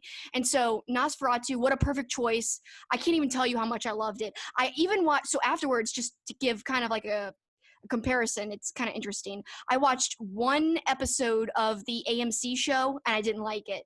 I was like, didn't? Oh, no, I liked the feel of it, but I feel like they didn't pick who I would have picked to be Charlie. For the villain.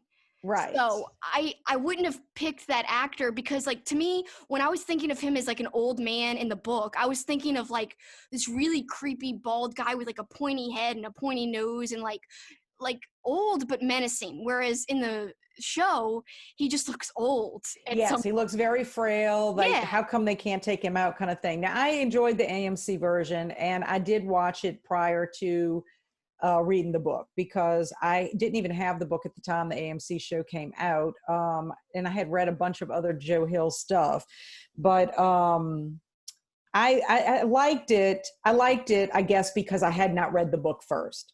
Yeah. So I think, when you have to think about it that way. However, I do agree with you that, thinking back on how, his character when he's young, Charlie Manx, was perfect in my Yeah. opinion.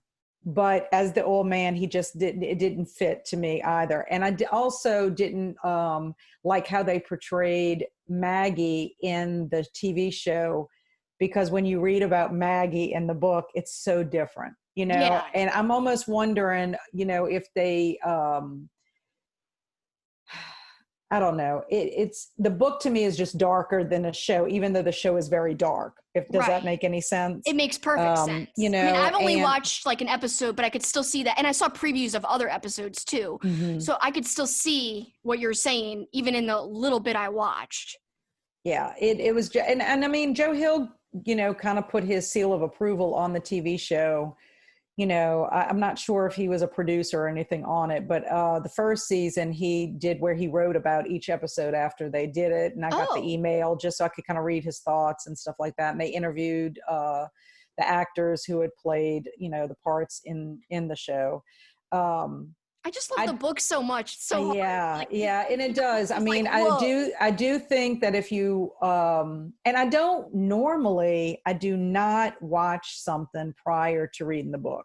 I just don't, because if it ends up being somebody I would not have chosen, or they choose somebody, you envision them and you try to make them fit. And if they're not, like, then that's what the struggle I had with Maggie. Yeah. The character of Maggie. And, but the book itself is just phenomenal to me. It's just the whole concept of this vampire that sucks the soul of children so he can stay young, and you wonder how many henchmen had he recruited over the years to get these children, in there, to get to the point of Bing. You know what I'm saying? I know exactly what you're saying. And when you mentioned the henchmen, I mean, I feel like, of course, Bing, wasn't Bing his name? I can't remember. Bing. It's been a couple of weeks since I read it, but Bing was almost more scary to me than Charlie Manx was, because he was so creepy and gross, like in the things he would say and want to do, especially to like women, like, oh my God. I was like, this is so gross and creepy. And I really, to go the opposite direction, I loved Vic. I thought, what a great protagonist. She was so relatable. And I think one of the things you see in the novel is how hard she is on herself, especially after she has her own child. She's so down on herself because of like trying to grapple with, was Christmas Land, was Charlie Manx real? Like, why am I like, experiencing all this weird stuff now? Basically like convincing herself that she's bad and crazy and not good. And so to me, it's like, that's kind of relatable in a way, that she was so hard on herself. But at the same time, it was frustrating as a reader, because I'm like, no, this isn't your fault. It's not your fault you went over the bridge and you didn't know what was gonna like do to you. You didn't know. And like you said, Maggie was a great character. Just, it had a lot of great character development. So to me, the length of the book was warranted, because you got a lot of rich development throughout the whole thing. Not only villains, but like the protagonists too. Yes. And I mean, the thing I liked about Vic too was that she was flawed, and to see her character development from, the beginning to the end, and the dynamics of her relationships, and that's very different than, in the television show, the dynamics of the relationships, but it just, I like the fact that she was flawed, but you were still rooting for her, because like you said, she was so hard on herself and the circumstances were just out of her control.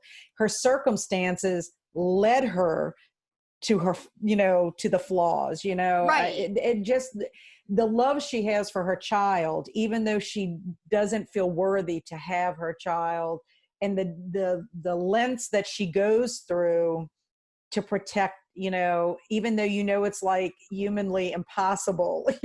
Yeah. You know, there are just so many times that you're just like, no, I don't want it to go this way.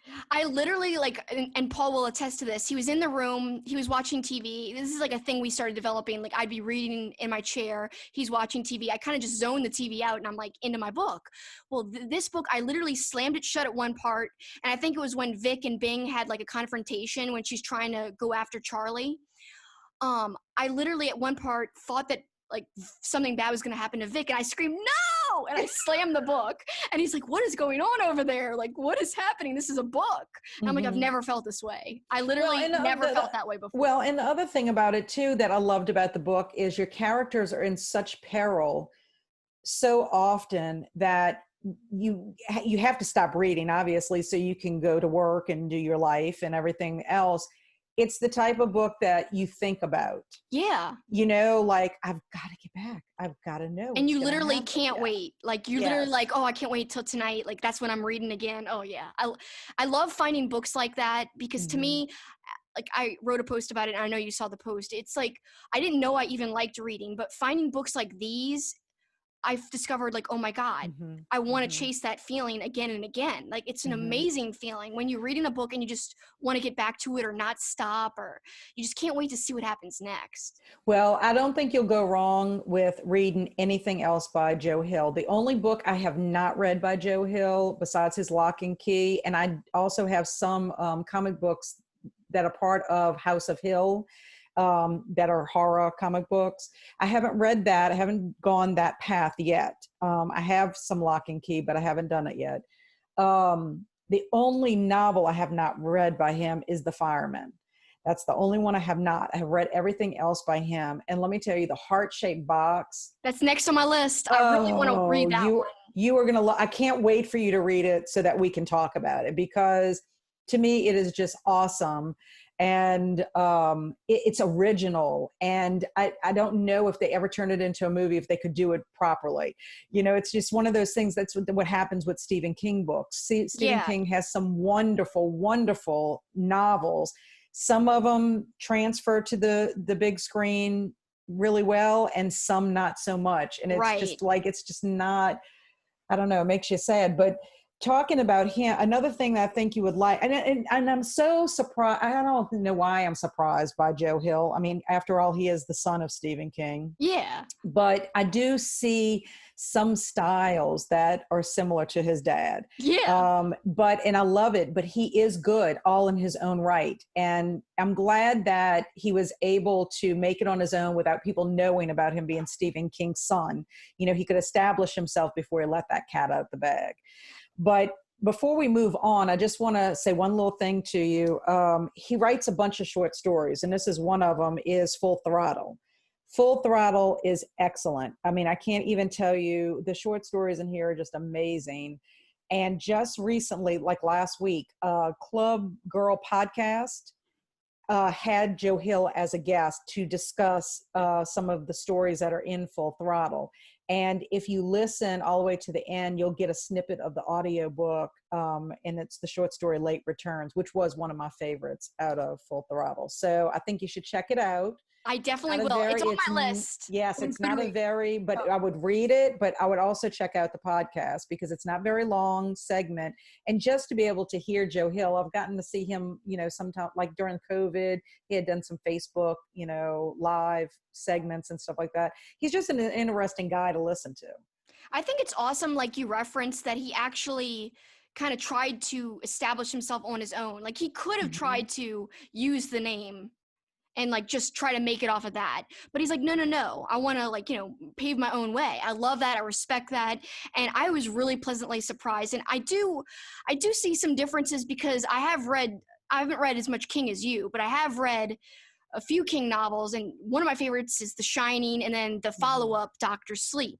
Yeah. And in fact, I think Dr. Sleep, if I remember correctly, I hadn't read Nosferatu, but I think that I can't remember which one references the other, but I think Dr. Sleep references Nosferatu, or Nosferatu references Dr. Sleep. I know one of them mentions the other because the premises are kind of similar in a way. Also, too, there's a mention of like Jerusalem's lot. Yes, I noticed that as well. And so you'll see those little, like, is it the homage to his dad? I think. Yeah. It is really neat because Stephen King does it within his own novels. You'll have references to books that he's written, and supposedly there is a list of books that you should read in order when you do Dark Tower, but you should also be reading other books in between because they incorporate Dark Tower, mythology in it. Oh, that's so cool. Anyway, I just think that, he's just wonderful. And if you are into the horror genre, and some of his books are not necessarily horror in the sense, but it just makes you kind of think, what if, it's like a fantasy element to it or a sci-fi element to it. But I don't think you'll be disappointed by any of his short stories or the Heart-Shaped Box. Definitely check those out for sure. I'm so looking. You also please check out Horns because it is original and it is different. Honestly, after reading Nosferatu, I added like every novel to my Goodreads to read list. Every one of his novels. I'm like, okay, this one. Like I looked up his, the list of all the books he's written. I just put them all on there. Yes. Including The Fireman, which you haven't read. I put that on. I have not read that one yet, but I plan on reading it. So yeah, those are all on my list. So I don't know which one first, but I think it's going to be Heart-Shaped Box first. So I'm really looking forward to it. But like you said, like quickly, just to wrap up our Nosferatu discussion, I think one of the differences, at least in my mind, is I feel like Stephen King, they both are very descriptive, Joe Hill and Stephen King, but I feel like King is kind of longer with his descriptions. He's more drawn out with them, whereas Joe Hill is descriptive, but he still gets to the action, I think, a little quicker. Yes, or at least in the stories in the novel I read. Yeah, I would have to agree with that. I also think, and I think this is probably why some of King's books don't transfer very well to the big screen, is because there's a lot that is psychologically going on. There's a lot going on in the mind of a character, and that can't always transfer over, especially if you have a character that's going into a spiral of madness, so it's just, I don't know. He does take sometimes a little bit longer to get to the point of it, and for whatever reason, whether it adds or not to it, Sometimes it adds, a lot of times it adds, but sometimes it doesn't. Sometimes you're just like, I don't even know why can we have somebody die at this point. Exactly. Not to be too morbid, but overall, I love King, but now I've discovered I love Joe Hill. And I got to thank you for kind of putting that in my ear a little bit, because I was like, oh my gosh. Once I read it, I was like, I love it. I hope I feel the same way about Heart-Shaped Box, but I think I will. So I can't wait. Yes, I hope so too. And I really am glad that you are reading more, because it means that we can talk books. Yes, not just movies. Yeah.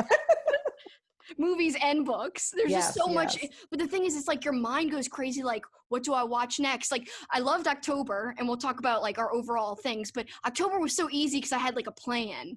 I had a goal. But every night so far in November, I'm like, oh my God, do I read? Do I watch a movie?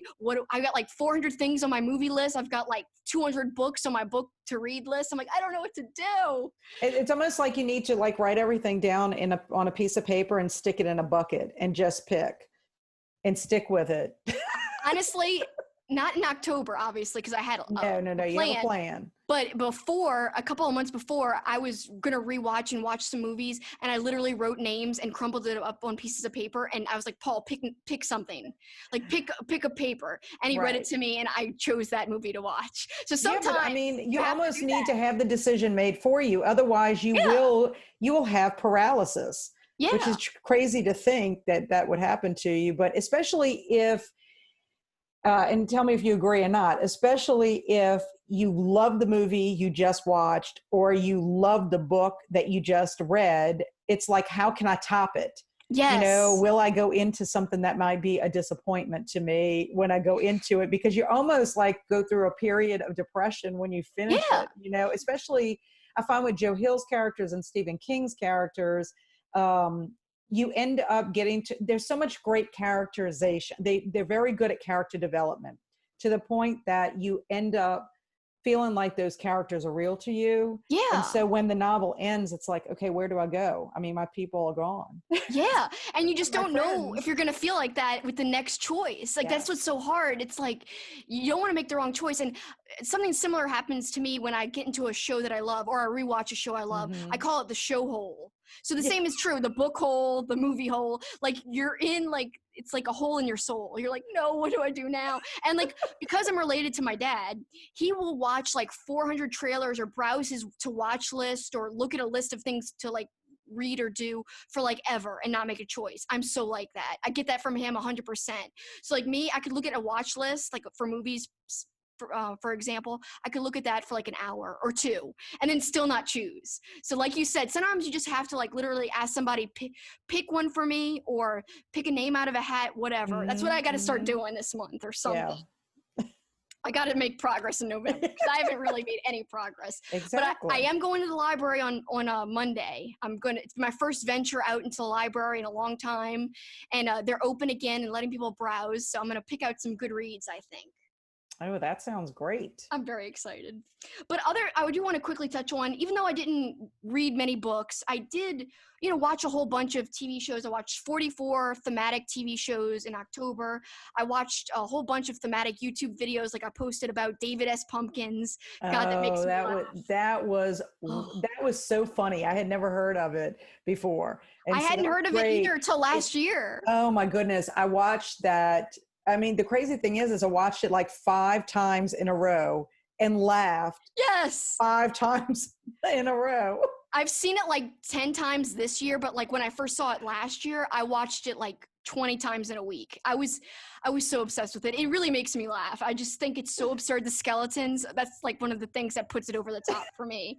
The random skeletons. It's so absurd. And then the fact that Tom Hanks is in it is just hilarious. He's even commented about like he doesn't understand why it's taken off, but he's glad it did. He's like, I don't really get it, but it's cool that it took off.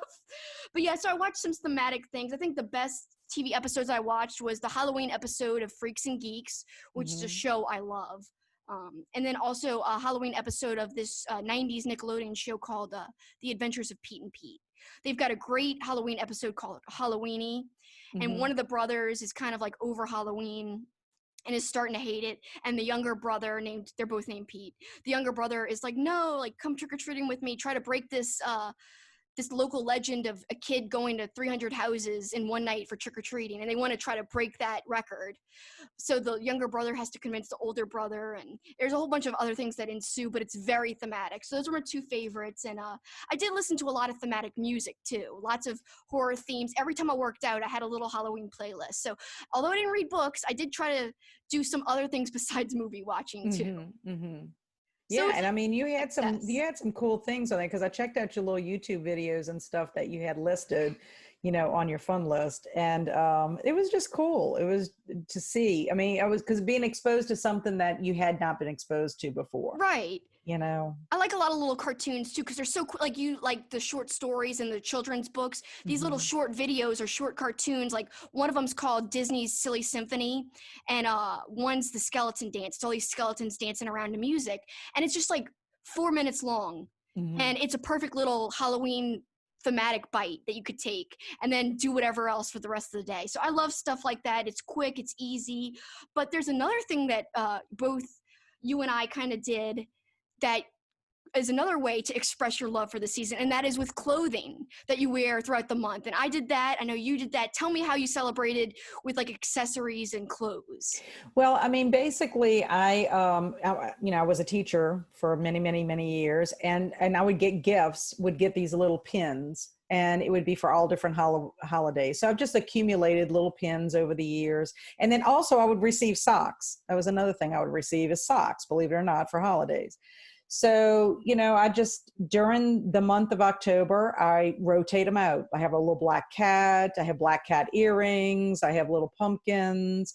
The children love it, when they see it. Oh, I like your pin. That's so cute, whatever. It's something just to have that little bit of, festivity, Right, exactly. Celebrate. And then I just wore socks every day. I had a different pair of Halloween socks, and Target's a great place to go to find holiday socks, just by the way, if anybody wants holiday socks. I'll have to check it out.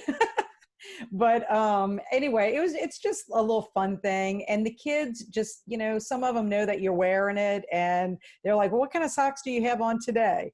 So it's just something fun, to look forward to doing, just to add that little splash. But that's all I did. I didn't have any, I don't have really any attire. And socks are attire. I mean, socks are clothing. Well, but I felt kind of sad that I didn't even have even a Halloween shirt. So that is definitely something I'll have to consider, Well, you see, we're on similar paths, but on opposites at the same time. So I don't actually, you have all these pins. I have accessories, but I always forget to wear them. I'm so busy picking out the shirts. So I happen to have, I've accumulated over the last 5 years, 50 Halloween shirts. I know one year I bought 10 at the same time. And like you said, Target has socks. Walmart always has Halloween shirts. Now, they do have a lot of shirts that say Grandma loves Halloween. You got to go past those and you can find some gems. But there are other ones besides Grandma loves Halloween. But right. I've just accumulated a whole bunch, but I got to get better with my accessories. But I will say, this year I'm proud. I have a little show and tell. I do use thematic purses. And one of my thematic purses is the Mystery Machine from Scooby-Doo, which I do think is Halloween-ish. So. Yeah, that was one of my purses, and I've got a whole bunch of cool shirts that I have a few here. Just one's a Pet Cemetery shirt. It's kind of in the design of a Ramones shirt, and the Ramones sing the Pet Cemetery theme song. So I love this shirt because it's a cool spoof of pop culture, music, and a movie that I love. Yes. And then I just get one from Walmart like this, with a pumpkin. So, and I wore that. I literally wore every shirt I had for Halloween. I wore some of them twice, actually. And it's because I change in the middle of the day randomly. But, so I had only not worn one shirt, but I'm wearing it now. So I'm saying it's my Pennywise shirt, and I'm saying I wore all of them. So yes, that is awesome. Awesome. So yeah, next year I'll get better with the accessories. You'll get better with the shirts, and we'll be right on track. Exactly. But still, I think we did more than most people do. Oh, well, I do too, because I would get comments mostly by the children, but even adults would make a comment, about it. So it was and then my black cat, I like it because I have Edgar Allan Poe socks. And so it is a tribute to wear my black cat earrings with my black cat pin and my Poe socks, to the short story of, the black cat. I love the Poe socks. I want to see these socks. That sounds amazing. But so besides we've done so much throughout October, you and me, TV episodes, cartoons, videos, specials, music, books, tons and tons of movies, as we discussed.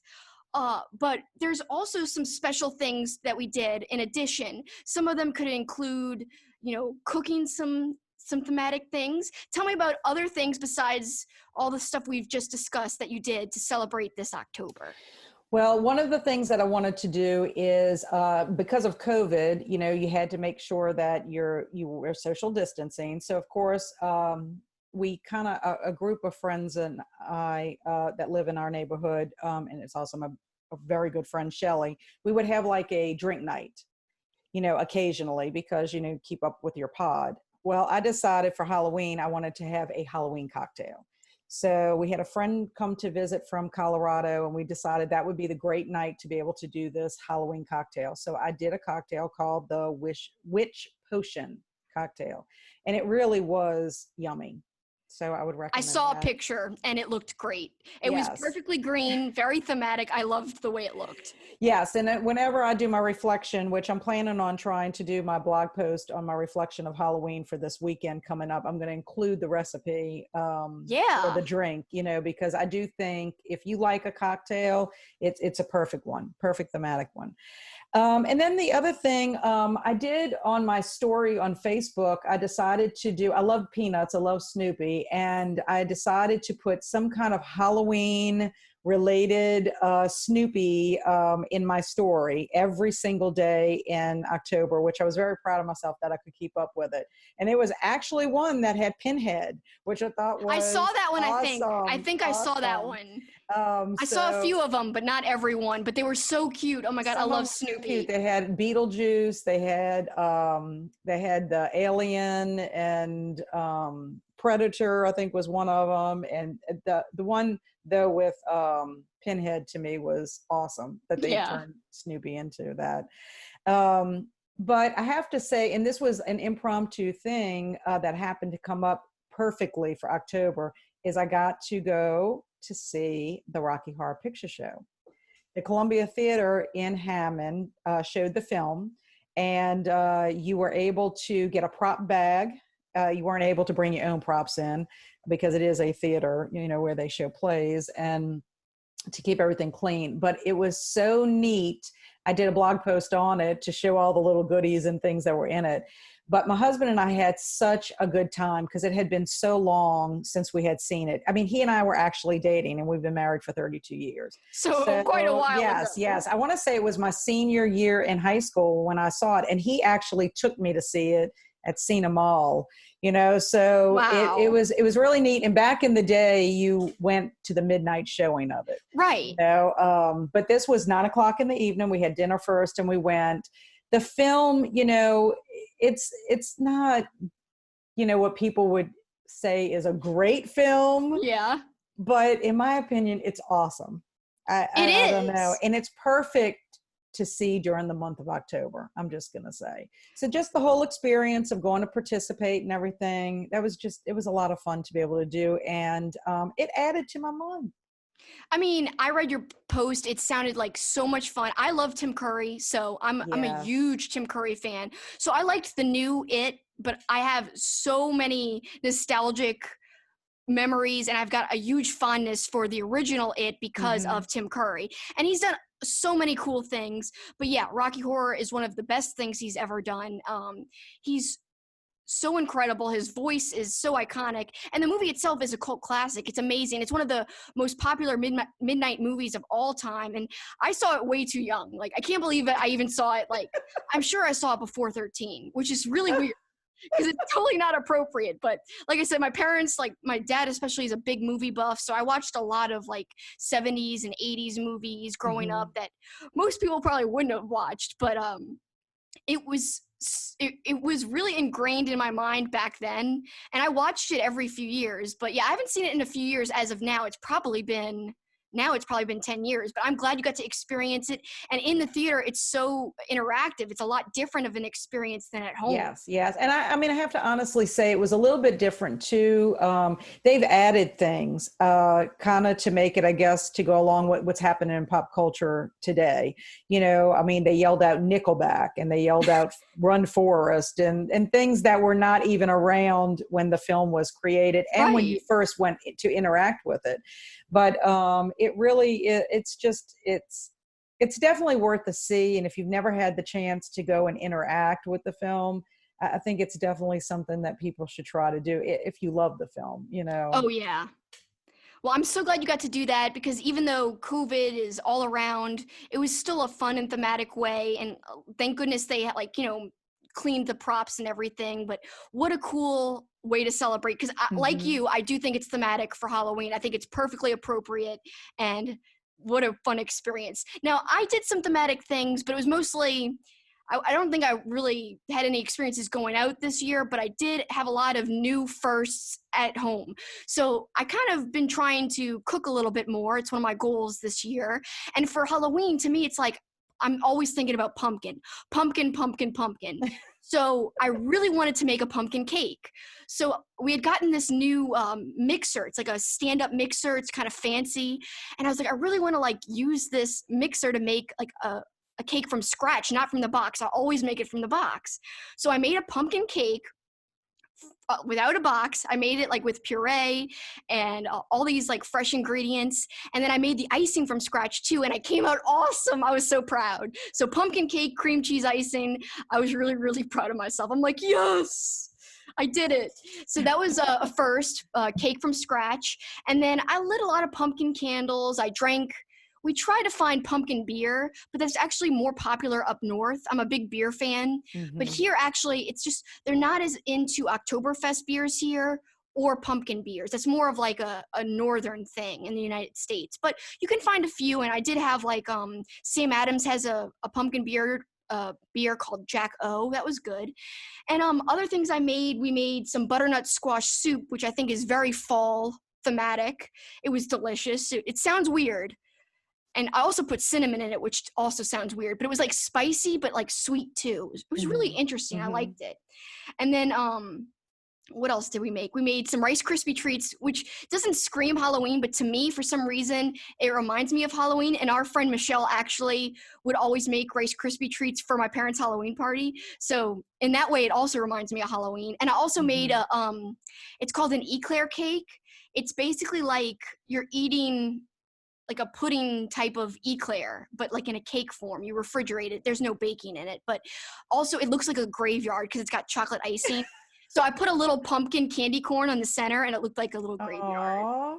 So that was some thematic things I made. I was really kind of bringing out my pastry chef hat and kind of trying to test my skills on that. But I'm very proud with what I did. And although I didn't go out and did anything, I did a lot of fun things at home. And then we bought candy, lots of candy for Halloween. And to me, I know this sounds weird, but my dad would always buy me like these things called peanut butter bars, which is kind of like an old timey candy. And he would always buy it around Halloween time. So I told my dad, can you find it anywhere? I looked in Walgreens. I looked in I think I looked in Rouse's, I looked in Winn-Dixie, I couldn't find them. And my dad's like, oh, the dollar store usually has them. He couldn't find them there. So he's like, let's look on Amazon. He's like, there's a 5-pound bag. I'll split it with you. So we literally bought, and I have it, we bought a 5-pound bag, and this is half the bag because I gave him half, but see how big the bag is? Well, you know what? I bet you can find that at Cracker Barrel, and y'all don't have a Cracker Barrel by you. Because not close. Yes, my dad loves Mary Jane's, and you can't find Mary Jane's in the store either. So my goal is to try to find Mary Jane's for him at Cracker Barrel, because we have one up here in Hammond. I'll look up your peanut butter bars up here. They're good. Once you are finished with these, if you ever need a fix, hopefully they'll be there. I hope so. But yeah, my dad split them with me, but I can't believe I ordered a 5-pound bag of candy. That's insane. It is literally insane. I had like 20 in one sitting the other day. I was like, I got to stop. I've got to stop. But yeah, that was my thematic things. But you and I together, we did so many things. I'm sure most people who aren't as obsessed with horror and Halloween are like, what the heck? How would they do this? Why did they do this? It's just so fun. Tell me your like thoughts overall of the experience of this month, you know, your takeaways, what you felt, and, you know, what it meant to you. Well, first of all, I just have to thank you again, because really and truly you planted the seed. I mean, normally I'll watch a sprinkle of Halloween movie or, you know, horror movies during the month. You catch them. AMC runs a marathon, you know, you'll see Halloween about 20 times during the month or whatever. So when I saw your fun list, I was like, you know, I mean, I want to create my own. And I liked, the one thing I did like was having a plan. Yes. You know, once I had my plan, I was like, this is awesome. Now I thought, oh, I'm going to watch this movie. I thought I was going to start with Sleepy Hollow, and then I was going to do this one and all that stuff. That all went out the window. Yeah. Okay. Because best laid plans. Yes. Well, because first of all, Hocus Pocus came to the movie theater and I had the opportunity to go see it. Well, I'm not going to go miss my opportunity. Right. You know, so that became my first one. And same with my books. It just didn't work out to read it the way I thought I was going to do it, you know, at the time. But I loved having a plan. I loved having a checklist. I loved having something to look forward to every day. It just, you know, and I think this year, it's just was so much more meaningful because of COVID.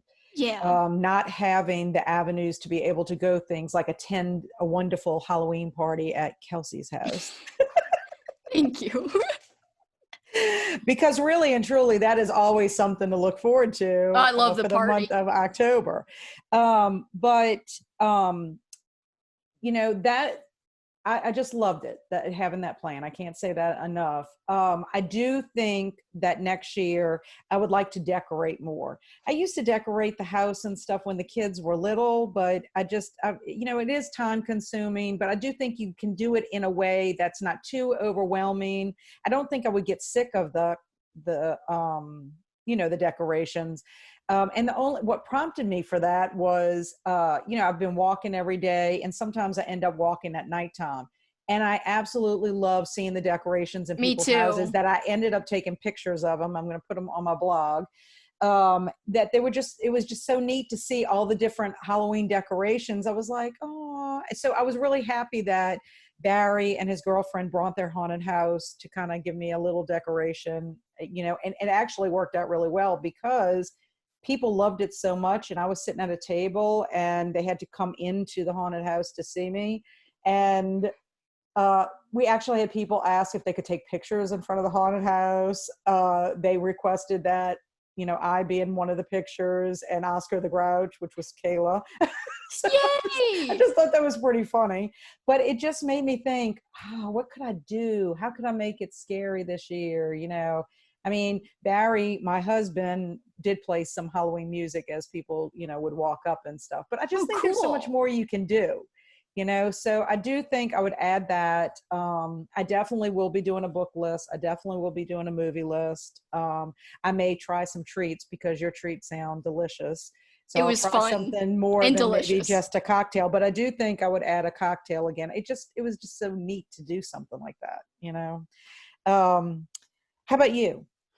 Well, overall, I'm so happy I did what I did. And, you thanked me, but I actually have to thank you because I had been on Facebook a little bit more, like, in the months leading up to Halloween in October time.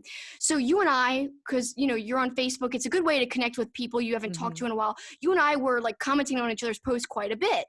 And you and I started talking about like horror movies and Halloween time. And it kind of like started getting me really excited about October. And I was like, oh my gosh, I can't wait. It was like ramping up my excitement. And it actually made me think about, I love talking about what I'm going to do in October. Like maybe I should start a blog. And at that time, I had stopped doing all my content for wrestling. And even I had been doing a few pop culture things last year, but I got out of that too. So I hadn't been doing anything creative. But then talking with you, because you're so passionate and fun and lively, and I just love talking with you, it just really sparked like my creativity again. And I was like, oh my God, I should start a blog.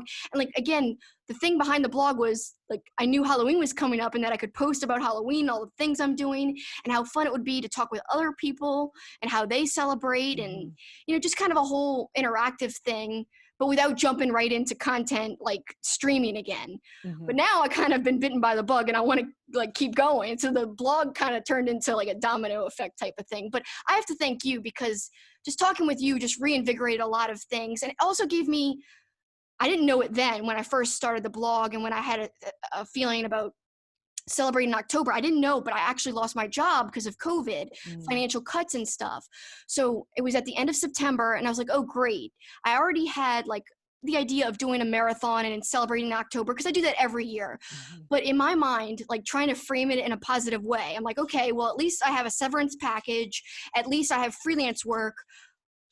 The only way that this is really okay on top of at least those lucky things I have, the only way to make this okay is to like go all out for October, go crazy. So I'm kind of lucky because I kind of went full board with this Halloween celebration because I was kind of trying to like, well, make good use of my free time. Although I still am working, thank goodness. I do have a lot of free time because it's just freelance work. But thank goodness, that's why I got to watch, I think, 65 movies. But I got to thank you. It brightened my mood. It really ended up helping because I didn't know I was going to lose my job, but this was a real Mm-hmm. bright spot for me. So overall, I'm so happy I did it. And again, though, November is looking so bleak because I've got to make a plan. I think what I've taken away, though, is that I like a plan. It kind of helps me. I do have a little bit of anxiety here and there. I'm just kind of like an anxious person in general. I think something that helps my anxiety is like having a plan in place for things, even for like my fun activities. I Mm-hmm. think that kind of takes the guessing and the worry of like, what am I going to do? What am I going to watch? Blah, blah, blah, out of it. So I think because of this October celebration and how successful it felt to me, I think I'm going to try to make a plan going forward for other months. So, and for next year, you asked about next year. I think I want to get a few more shirts because I haven't added a new shirt to my collection for wearing Halloween shirts. I want to get some socks, like you said. That'll be fun. I want to be better about wearing my accessories. I somehow I'm not going to say I'm going to get to 65 next year. That's absurd. I don't think I'll ever get that high again. I at least want to get to 50 because last year I had 2 jobs and I got to 50. So I know it's possible even if I'm working a ton. So if I could at least get to 50 next year, that'll be great. Hopefully my parents will have a big bash and of course you're invited. Let's hope that happens if everything is safe. Yes. So that would be like something thematic I could add to the October celebration for next year. And I think I'm going to try a pumpkin cheesecake, but not next year. I think I'm going to try it this month. So those are some additions I'm playing around with. Yeah. So I mean, overall, I think I would continue doing some of the things that I did. Obviously, Rocky Horror might not be on the list of things to do, but there's so many other things I think you can do with it. I like the idea of you doing other thematic months. It would help you also with having a plan. That's one reason I joined Goodreads, was because I know I could set a goal, and I like meeting my goal. And even though there have been some years where I think I could probably read a lot more, I only set my goal for 50, and I'm a little bit behind with that. It was all my movie watching. See, 50 sounds like an insane amount to me. Like I got to 39 books and I was like, heck yeah, this is like more than I've read in my life. So I was really happy with how much I've read this year in general, but not in October. So next year, that's another improvement, more reading, but I'm going to set more realistic goals for the reading though. Mm-hmm. Yeah. So that'll be one different thing. And of course my dog's about to pull out my Ethernet cable. Please, Jackson, come over here. He's like, his tail is wagging right on it. And then, so if you lose me, that's why. He's like, I can't take no attention for hours. There's his snoot. Yeah. So anyway, another addition, I've never carved pumpkins.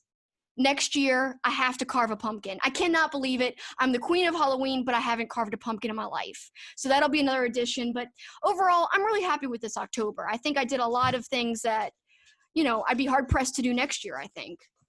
Well, I mean, I'm definitely pleased. I mean, because I was not even really planning to do this, and I've never had a Halloween fun list before. So this is definitely going to be an annual event. And I hope it could still be like you and I talking about it, collab, because that's what made it more fun, was not just doing it by myself, but like talking to you about it, seeing on Facebook, oh, I'm on this number film. I loved that. And I loved reading your Rocky Horror posts. So it was kind of more fun because you did it too. So thank you so much for doing it. Yes, I do. Having a buddy do it at the same time, even if it's not all the same things, I think that's what made it even more special. Even though we had the film, I mean, I did choose some films off of your list, clearly the new ones, to check out. But I like that because then I knew that we could talk about those specifically. And then the ones that neither one of us had watched, we could ask about and say, would you recommend? Would you not? Why or whatever. And then I was really glad that we were able to do this. Me too. This is like the special cap on everything. Mm-hmm. Yeah. So, I mean, I was glad it happened. Disappointed last week only because the hurricane had to come in and mess everything up. I mean, it's bizarre that we have a hurricane. Oh gosh. As late as we did. 2020. It's just, all you have to say is 2020. Right. It's typical. That could be a horror movie in itself. It should be a horror movie. If someone doesn't kind of bank on that, you should make it happen. You're a great writer. You could write the screenplay. I'm telling you. I would pay you would be the filmmaker. You could be the filmmaker. You could help with that. Maybe I'll be the producer. I did a film in school and I was like, oh my God, being a director is harder than I ever thought. It's like you have to yell at people and like, not yell, but you have to tell them what to do. And I'm like, it's not me. My dad kind of took over my college project and I was like, you can be the director. I'll be the producer. My ideas, you execute them. So I don't know. I'll produce the 2020 horror movie. You can write it and we'll make it happen. We'll get Michelle to direct it. Yes, she could do it. And then we could do the girl power, like join. Yes, and we could get Maria to edit it. Yes, that's perfect. I love it. We'll have to tell them. We'll have to inform them they're doing a movie. Exactly.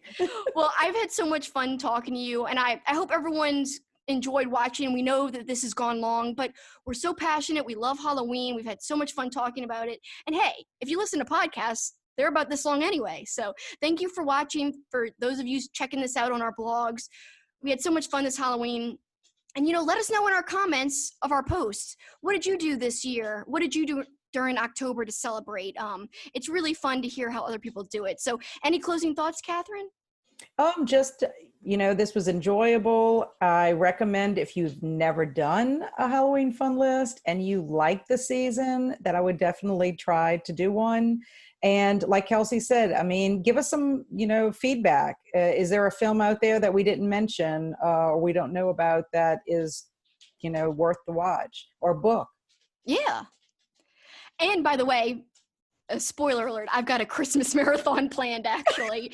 And it does have a few horror movies, by the way, but they're Christmas themed. So, well, I mean, and that is one of the drawbacks about being horror buffs in general, is that we definitely don't just watch horror movies in October. yeah. I mean, it's spread out all throughout the year. I mean, after all, I did have the Summer of Poe, but it's just, it made it a little more special to have that special plan to do it with thematic, events. Exactly. All wrapped around it. Well, thank you so much, Catherine, and thank you everyone watching. We had a great time and hope you guys had a spooktacular Halloween just like we did. See you later. Bye.